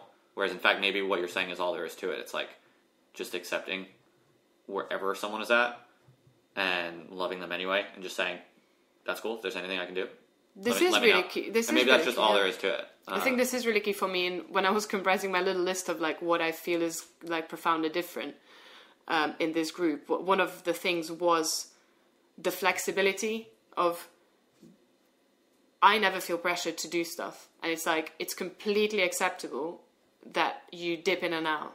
You do whatever you can. You come to a meeting, you don't. You say stuff on the forum, you don't. You engage or you don't engage, and it's fine, and you're not being in any way questioned or punished or I don't know, or made feel bad about it. Maybe I agree. Maybe actually where I was really coming from was just that, like, I had an interesting experience the past like 2 years, because I've never really like struggled. I've never had depression. Like, it's never really been a thing. I've never known it. I never really knew what that was. I never knew what it felt like. Obviously, I knew kind of what it was. But I kind of had like a spell about a year ago. It was mostly just like from work stress, I'm pretty sure. I was like just totally overworking. I didn't really know my limits, and I was really kind of like learning the hard way. So after just like a bad bout of like several months of just not being in total not control of like my thought process and my work process and stuff like that, I just totally burned out, had like a stress breakdown, crazy kind of like, I don't even know what you'd call it. Like, I tried to talk to a doctor about it, but he called it a panic attack, which maybe that's all it was. I think it was it was something more than that. I think it was like crazy. I mean, make a long story short, it was just like one day I was in Sheffield at a conference, and I just started going crazy. Like, my mind started like freaking out. I got like really dizzy. I kind of thought like the building was going to collapse or something. Like, I don't even really remember, but I actually thought I was going to die. And for no reason. But it was like physical. Like, my neck and shoulders was like, I could feel, it felt like there was like a slime like climbing up my back into my head. It was like very weird. It was like almost psychedelic. Very fucking weird. Maybe it was actually just an acid flashback. No, I'm just kidding. Anyway, totally like fucked me up. Total breakdown. And then, so that was just like a one day thing. And then I kind of came down and called Aria, and like she helped me chill out a little bit. And then but then like 2 or 3 weeks after that, I was like proper depressed. And I like, not that bad, I don't think, in the scheme of things, but it was like proper spell of depression. And I never knew that. It was the first time I ever knew that. So this is probably like just a little bit of background information for what I'm actually talking about, because what I was saying before about mental health and figuring out how it works and stuff like that, it kind of sounded like patronizing or condescending, like I was talking about other people, I want to like fix them or something. It's not. I was actually talking about myself, because it was like, once that happened, I was like, once I came out of that spell and was like, got back to normal, I was like, okay, my number one priority now is to figure out how that happened and how to make sure that never happens again. I took it very serious as a kind of like intellectual challenge, and I started reading all this stuff and learning about all the stuff about how this stuff works, and I'm still kind of on this path. So I'm still like reading all this stuff about stress physiology, and it's super interesting and it's super useful. Mm-hmm. And I've learned, and so and it's actually helped me, and I've like gotten really into, not too into like health and exercise and shit like that, but I've gotten into it enough that it's made significant change in my life, and mm-hmm. I'm way better. I feel way better and more powerful on every front now. I'm just like eating well and sleeping well and basic exercise and shit like that. And taking my own stress seriously and refusing to like allow it to get out of hand. So pretty basic shit, nothing too fancy, but I'm in probably the best like state I've been in ever, maybe in some sense. And so my basic point is just that like I learned how things worked and I did change them. And I know like that's a very kind of like pick yourself up by your bootstraps mentality, and that's like that can be a really ugly kind of ideology or rhetoric when it's sort of used to just like tell poor people and oppressed people to like deal with it and fix it themselves. Like I'm not saying that at all. On the other hand, there is a grain of truth to the fact that we do have at least some control over certain choices that we make, and we can learn how certain things function. And I feel like on the one hand, it's for me to take this experience I had, like in kind of being able to change myself in a lot of ways for the better, it would be sort of like ridiculous for me to just like assume everyone should do that, or to tell people they should do that, or to try to start doing it for people. I'm not doing that. I'm aware that's insane. But on the other hand, there's something fucked up about me enjoying this and learning these things just to make myself more powerful and healthy, while I have friends who are stuck in bad ruts. Do you know what I mean? Yeah. You know, so it's like, this is a difficult question, and I don't have like a fancy, sophisticated argument that here. But I'm kind of pointing out that this is a very difficult kind of point, I think, especially in radical circles, because I personally think that the conventional wisdom in radical circles, and just sort of left-wing kind of social justice culture more generally, is to kind of... I actually think we have almost too much respect for other people's suffering. And we have so much respect that we're like...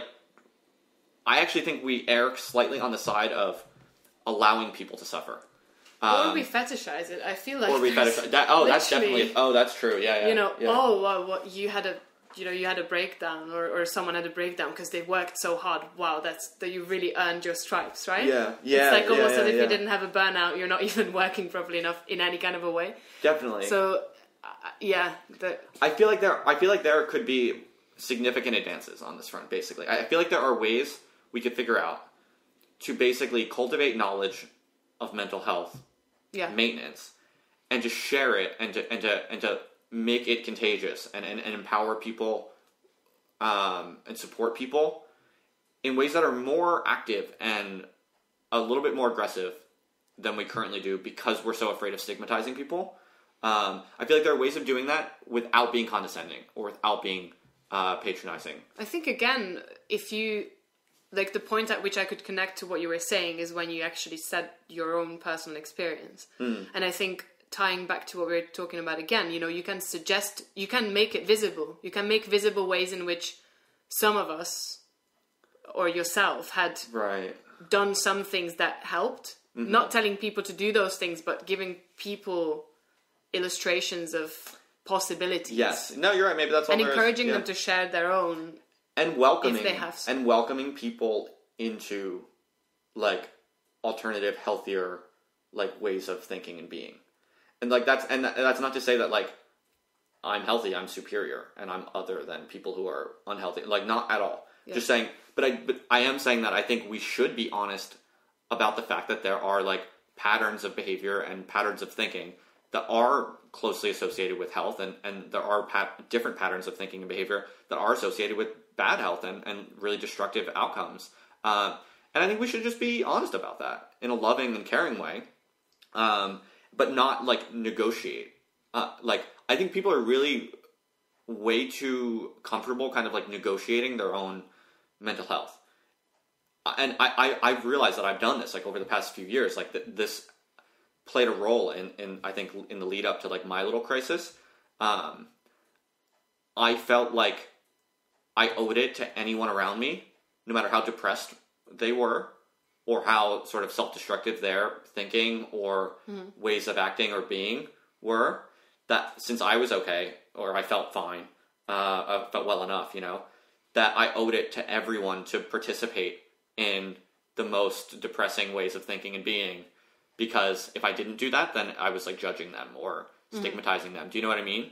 Whereas like now, in a totally loving and you know, this place of like absolute empathy and non-judgment, but nowadays I'm actually very guarded about how much time I spend with people who are really unwell.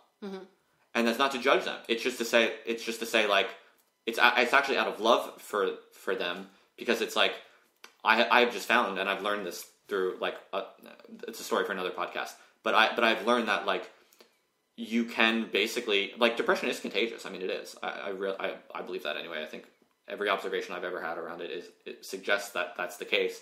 And so it's like, if you have, I feel like if you have friends that are really depressed, and you try to operate on this like assumption, like, oh yeah, we're all equal, it's all fine, like, you know, I love you anyway, there's nothing wrong with you being depressed, and we can still just hang out all the time, and it'll be cool, it's fine, it's all good, you know, like, that actually does not work, because beyond a certain point, you will become depressed also, and then you lose yourself, and then you actually, yeah, I don't know, I mean, yeah, and it doesn't sound necessarily helpful either, because it isn't necessarily helpful, like, specifically talking about depression, whatever we mean under that, because also it means different things for different people. In my own experience, if I ever approached any kind of state that could be called depression, it was one that was very insidious and came on very slowly, and actually didn't feel like much. So what like got me thinking about the possibility that there's something that's not right was very specific things that I was not willing to do anymore, or I didn't feel like I had the energy to do anymore. But there was it can be so slow and so kind of hidden that you don't really even realize what's the value of other people ignoring the fact that they can see that there's something wrong. If you care about someone, I think it's your responsibility to say, correct me if I'm wrong, but what I'm seeing is this. This is happening to you or with you, or you're doing and not doing these things. Like, do you want to tell me more about this? Right. Like, are you sure you're okay? I think that's in no way patronizing and arrogant. If it's an opening of a discussion, it can never be patronizing or arrogant. It's literally just an interest. Right, or even if there's nothing to talk about necessarily, like, perhaps you just understand, like I have known people, like groups of friends, basically, who I like and who I think are cool people, who are good people, who I, you know, support and basically like them. But there's like there just happens to be a lot of like poor mental health in a particular circle. And in the left, I think we have to say this. Yeah, sure. Yeah, that's true. Yeah. And yeah, totally. And like, I'm not judging at all, but I will say, not necessarily to anyone, but I will say to myself, like, if I spend too much time in these circles, in the ways that certain types of people prefer to hang out for whatever reason, that whether they choose to or whatever, if I spend too much time doing that, I will not feel good, and so I'm not going to do that. Does that make sense? And it's like, no, I know it almost sounds like obvious, right? But like, it's not obvious actually, and in fact, like the social justice kind of like instincts that we have actually says the opposite. Yeah. It actually says you should be perfectly fine hanging out with people no matter how depressed they are. You know, like, we feel fucked up for saying, I need to not go in these circles too much. So it's, on one hand, what I'm saying is like kind of obvious, like, yeah, everyone should just do what they enjoy and hang out with who they want to hang out with. On some level, yeah, sure, that's obvious. But we often kind of find ourselves swimming in a culture where one can, without even realizing it, be sort of out of like a misplaced love for someone, actually be like destroying one's own, precisely what one has to offer other people. Do you know what I mean? So like I've now I've learned of this like in the past few years actually with different types of situations. I'm not thinking of anyone in particular for anyone who's listening to this, but just in general, like I've had lots of observations about this sort of thing, and so I'm now kind of like the way I sort of think about this now is I put my own well-being like in front of everything. And this is new for me. I mean, I've never done, like, it's very new for me.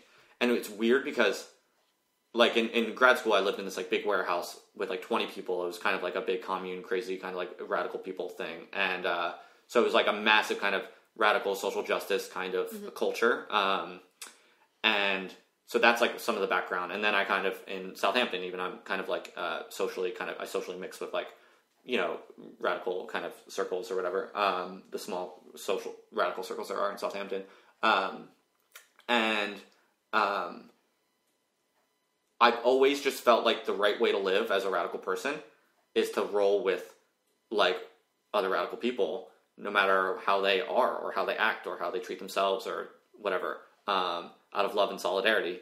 Like, those are my people, and I'm going to be there with them and for them because, like, we're like, we have that in common. We, you know, do you know what I mean? And more than ever now in my life, right now in my life, I've broken with that attitude. And I now basically put my own mental health and physical health before everything, even at the cost of, like, there are lots of people I just don't spend time with anymore. And I don't even talk, like, people from the States I don't even talk to that much anymore because it's just not consistent with, like, my path to, like, clarity and well-being and what I think is, like, my most revolutionary, like, way of living and being. Anyway, I'm being a bit long-winded, but the reason I'm saying this, I think, is because and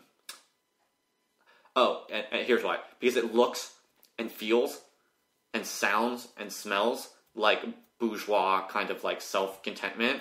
Like, oh, Justin just got, like, a professional job and now he makes money and now he's just, like, he only cares about his health and now he's, like, high functioning, individual, and doesn't, like, spend time, like, in, like, gritty, radical circles as much anymore. But it's not that at all. It's like, I'm doing this precisely to offer something so that, like, my friends who are, like, depressed, can, like, have someone in their life who's, like, not depressed, not because I'm better or because I'm going to fix them or be their savior, but just because, like, this is exactly what you said before, that, like, being healthy is the best thing you can do for other people. Sorry, this has been totally long-winded, but it's only because I'm only kind of saying this. I'm probably saying this for the first time ever in some sense, just thinking it through as I'm talking about it now. On the one hand, it sounds so obvious, but actually in radical circles, it's far from obvious. And in some sense, you actually have to do, what I'm saying is actually the opposite of what you instinctively feel as, like, a radical person or someone who, like, believes fervently in empathy and significant social change. It's just really interesting that I've learned that. So it's interesting to actually say that. I think that because I don't think I've ever written that even, like, in my journal. So I just kind of I'm happy with how that came. I think that made sense. Yeah, that's awesome. Did that make sense? Yeah. Okay. And I've been thinking very similar thoughts recently because I've just recently went to Slovakia for a week. This is where I'm from, just for a holiday, see friends and family and Johnny. And before that, I was just in a really, like, unhappy place, I think. And it would begin with, like, me coming to work, going on the news and reading all about everything that's fucked. And then thinking a lot about how everything is fucked. And then feeling like anything I do is completely pointless. Because why? Because the whole world is fucked, isn't it? Because capitalism everywhere, it's all fucked. So we're all fucked. So great. And just spending a lot of time feeling awful and really angry and stuff like this. And I think this is where, like, we have to get off our high horse, like, every single one of us, from this, like, I need to constantly think about the big picture and I to constantly try to save the whole world and everything else. Because I think also it's good to think about the big picture, of course. But if we constantly just focus on that, everything else disappears and, from sight. So I've been trying to change myself in this way as well, of, like, no, I will have to just do little things in the everyday, immediately now, in the life I have now, as I'm living it now, because I become useless and I become very unhappy and destructive at the end of the day if I don't. Like, so I don't know how much sense this makes, but I think this kind of, this, I don't know what it is, but it's this arrogant, I think it's arrogant, this kind of arrogant savior mentality dressed up as concern for the big picture, concern for all of the human beings and all of the issues in the world, that ends up completely paralyzing you. Right, like it presents itself as care for others. Yeah, in your own eyes. And like selflessness, but it's actually a kind of like megalomania. And a kind of arrogance in your words. Yeah. Like, of course, we need a systemic change, but like it has to be somehow embedded in like a very everyday life change. Like you can't start to change everything around you. Like, I mean, in a way you can, but just the things that are actually around you, if you know what I mean. So what would you say to this? Because I think that anyone listening to this who's like who isn't sort of on the vibe that we're on, especially if they're like, you know, activists or radical or whatever, I think at this point they would probably be thinking, okay, interesting arguments, but how is what we're saying anything different than, you know, all the sort of posh bourgeois people who just love to drink their, you know, like healthy organic juices all day and exercise all the time, and they take, you know, the bourgeoisie, lots of the, you know, the bourgeois folks take great care of their bodies and their minds. And how is what we're talking about any different than that kind of just bourgeois kind of self-satisfaction and self-obsession? I have an answer, but I'm curious what your answer would be. I honestly think that if what you're doing is genuinely caring, kind to yourself, you will not stop with yourself. Right, like I think I said that before. Like, I think genuinely, if what you're doing is not an obsessive, because we have a very dangerous wellness fucking obsession spreading as well. Yes, that's what I'm talking about. And it's related to the fact that people can't control anything else in their life anymore. And I've been down that path as well. Yeah, exactly. All you can control is maybe what you eat to an extent, and like how much you exercise, because it's relatively free if you do something free, or cheap. Yeah. So it becomes another unhealthy, weird, fucked up thing. Right. And eternally revolving around oneself in a very unhealthy way. So I genuinely think that when what you do is in a real way a kind, flexible, caring thing for yourself, then you will never just stop with yourself. And generally, the more, you know, genuinely healthy you are, the more well you feel in your body and mind and whatever the fuck emotions, the less, you know, self-centered you become, because there's no need to be. You can actually, if you're in pain, you can't think about other people. You know, I think this is the basis of it. If you're in any kind of a pain, if you're on fire, you don't give a shit about what the person next to you is doing, because you can't, because you're consumed by the pain and the struggle that you're dealing with is happening at that moment. So grinding yourself, like driving yourself to the ground through trying to help others, is a completely counterintuitive, like it's a useless process. Because once you break down, you become the responsibility of others, and you will. It doesn't matter what you think, whether you think people will care for you or not. Someone will do something. So I don't know. That's good. That's interesting. I think what my answer to that sort of objection would be is that I think the key thing is honesty. That's like a term that my mind always goes back to, and I think sometimes I honestly think that, you know, because our society today is it's all based on symbols, basically. I mean, it's all like, everything is symbolic. Like, no one really produces anything anymore, and like in our societies, it's like service work, right? It's care work, and it's like information manipulation, and also just sort of the actual content of contemporary experience. Like the contemporary human being is mostly a kind of thing that exists in the head, and it's all about identity. It's all about symbols, and that's, you know, it's much more that today than it was back in the day when our identity was, what we did with our hands on a daily basis, that kind of shit, That being the case, that so much of kind of the contemporary status quo is a fundamentally kind of symbolic reality. I really sometimes think that to be a revolutionary today, sometimes people ask me, like, Justin, what the fuck do you mean when you say you're a revolutionary? Like, yeah, like, what the fuck are you doing, And I say, like, to be a revolutionary, all you have to do is believe that revolutionary change is necessary. And to be a passionate believer in that, in the necessity of that. And if you think that revolutionary change is necessary, or even if not even necessary, but if you desire a revolutionary change, you're a revolutionary. And that's all there is to it. And to me, the key thing though is, do you really believe that? And are you really honest about that, as much as you can be in all the different facets of your life?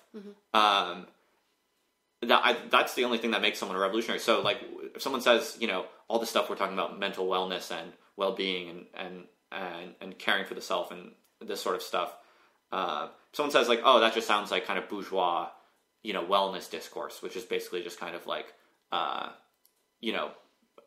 people just loving themselves and making themselves happy and comfortable in their own little homes while the rest of society suffers. How is what we are saying different than that? It's only slightly different in the sense that we're doing it as revolutionaries. We're doing it for the purpose of actually making truer and more real relationships, and we're doing it for we're doing it in the interest of figuring out how to overthrow the status quo. Whereas, like, the typical posh, like, organic smoothie drinker is doing it for reasons that are dishonest and that are incomplete and that are comfortable with the status quo. The only difference is that we're not comfortable with the status quo, and we're going to do everything we can to overthrow it. But all we can do is everything we can do. Like, we can, and we're just taking that on. We're just being honest about that. Does that make any sense? Like, yeah, absolutely. So it's like, the truth is, like, the actual truth is, there's not that much of a difference between, like, a posh bourgeois, like, wellness obsessive and kind of what we're talking about. In some sense, we're kind of saying, like, yeah, let's fucking steal all that shit they're doing and bring it into radical circles so that we can be healthy too. And maybe we could actually have a chance of creating something powerful enough to overthrow those people who are already doing this without giving a fuck about changing the status quo. Does that make sense? Like, yeah. So that's, like, a very slight difference. The only difference would be that we actually say what we actually feel, and we say what we actually think should happen in society, and we don't give a fuck. And when we say it as loud as we can, and as many times and places as we can, and we try to, like, create liberatory dynamics from it, rather than creating, like, more money in our, like, private bank accounts. Yeah. And a kind of a culture of constantly having on your thought those people around you, or the things around you, not just yourself. Yeah, like building the commune in some sense. Yeah. So as you say, like, if that is your kind of baseline, as we said about the agendas earlier, like, you don't need to go for the agenda. If your baseline is, we should be more equal, we should be caring for each other and the environment and everything else around us, then just go and do what you do. But that's going to be your baseline. So your actions will inevitably lead towards that direction. Right. In a way. Right. Yeah. I bet you it has now been... Yeah, it has been 2 hours. We've been recording for 2 hours and 15 minutes. We can keep going, but I do think you have to get to work, don't you? Yes. So we should probably wrap it up. Are you in a rush to stop right now? You have to be there at 2? In a bit. Okay. Yeah. Can I ask you a question for like 2 minutes? Can you do that? Yeah, of course. Well, I just didn't want I wanted to end it on a not abrupt note. Yeah. And I just wanted to ask you how you feel. How do I feel? Was that fun? I've really enjoyed it, yeah. Do you feel good now? I feel I feel very excited. I liked the fact that we had food and coffee, and it was very pleasant, and I hope it wasn't like a... challenging too. I don't think things should just be pleasant and comfortable. I like things to be challenging. Okay, good. And I think it was challenging. And how do you feel? Good, great. I just wanted to make sure... I think I'm feeling like slightly... like I'm wondering... I just wanted to make sure that it wasn't like too fast and intense and kind of like analytical, like when we leave in a minute? Or are you gonna feel like that was dope? We just connected on mad shit and it was exciting and interesting and we like bonded. I feel like I want to like initiate these conversations throughout my day. With no, me too. I feel like when I walk out the door in a minute, I'm gonna feel like, yo, we were totally like onto some shit. Yeah. And I'm like we're like in movement on some things that I actually feel in my heart, and that's fucking dope. Yeah. Cool. I just wanted to check in with you about that. I didn't want to like cut it off and it feel like just like this like analytical kind of like thing where we were really intense and I think this how do you feel at the beginning of something and at the end is like one very revolutionary thing that do and I always really appreciate it. Yeah. Because it's like that's what you do when you care for people. Yeah. You know, you check with them, then you embark on something, and then you check that they're alright after you finished. Yeah, exactly. Yeah. What you were doing. But I think we're totally on the same page that was really fun and cool and exciting. Yeah, and actually, I mean, I feel like I won't even be like I'll be digesting this conversation for like the next like couple of days, maybe even weeks. It was intense though and very fun, and thank you very much for doing this with me. Thank you. And thank you so much for having me in your home and like giving me food and stuff. That was awesome. It was lovely. Yeah.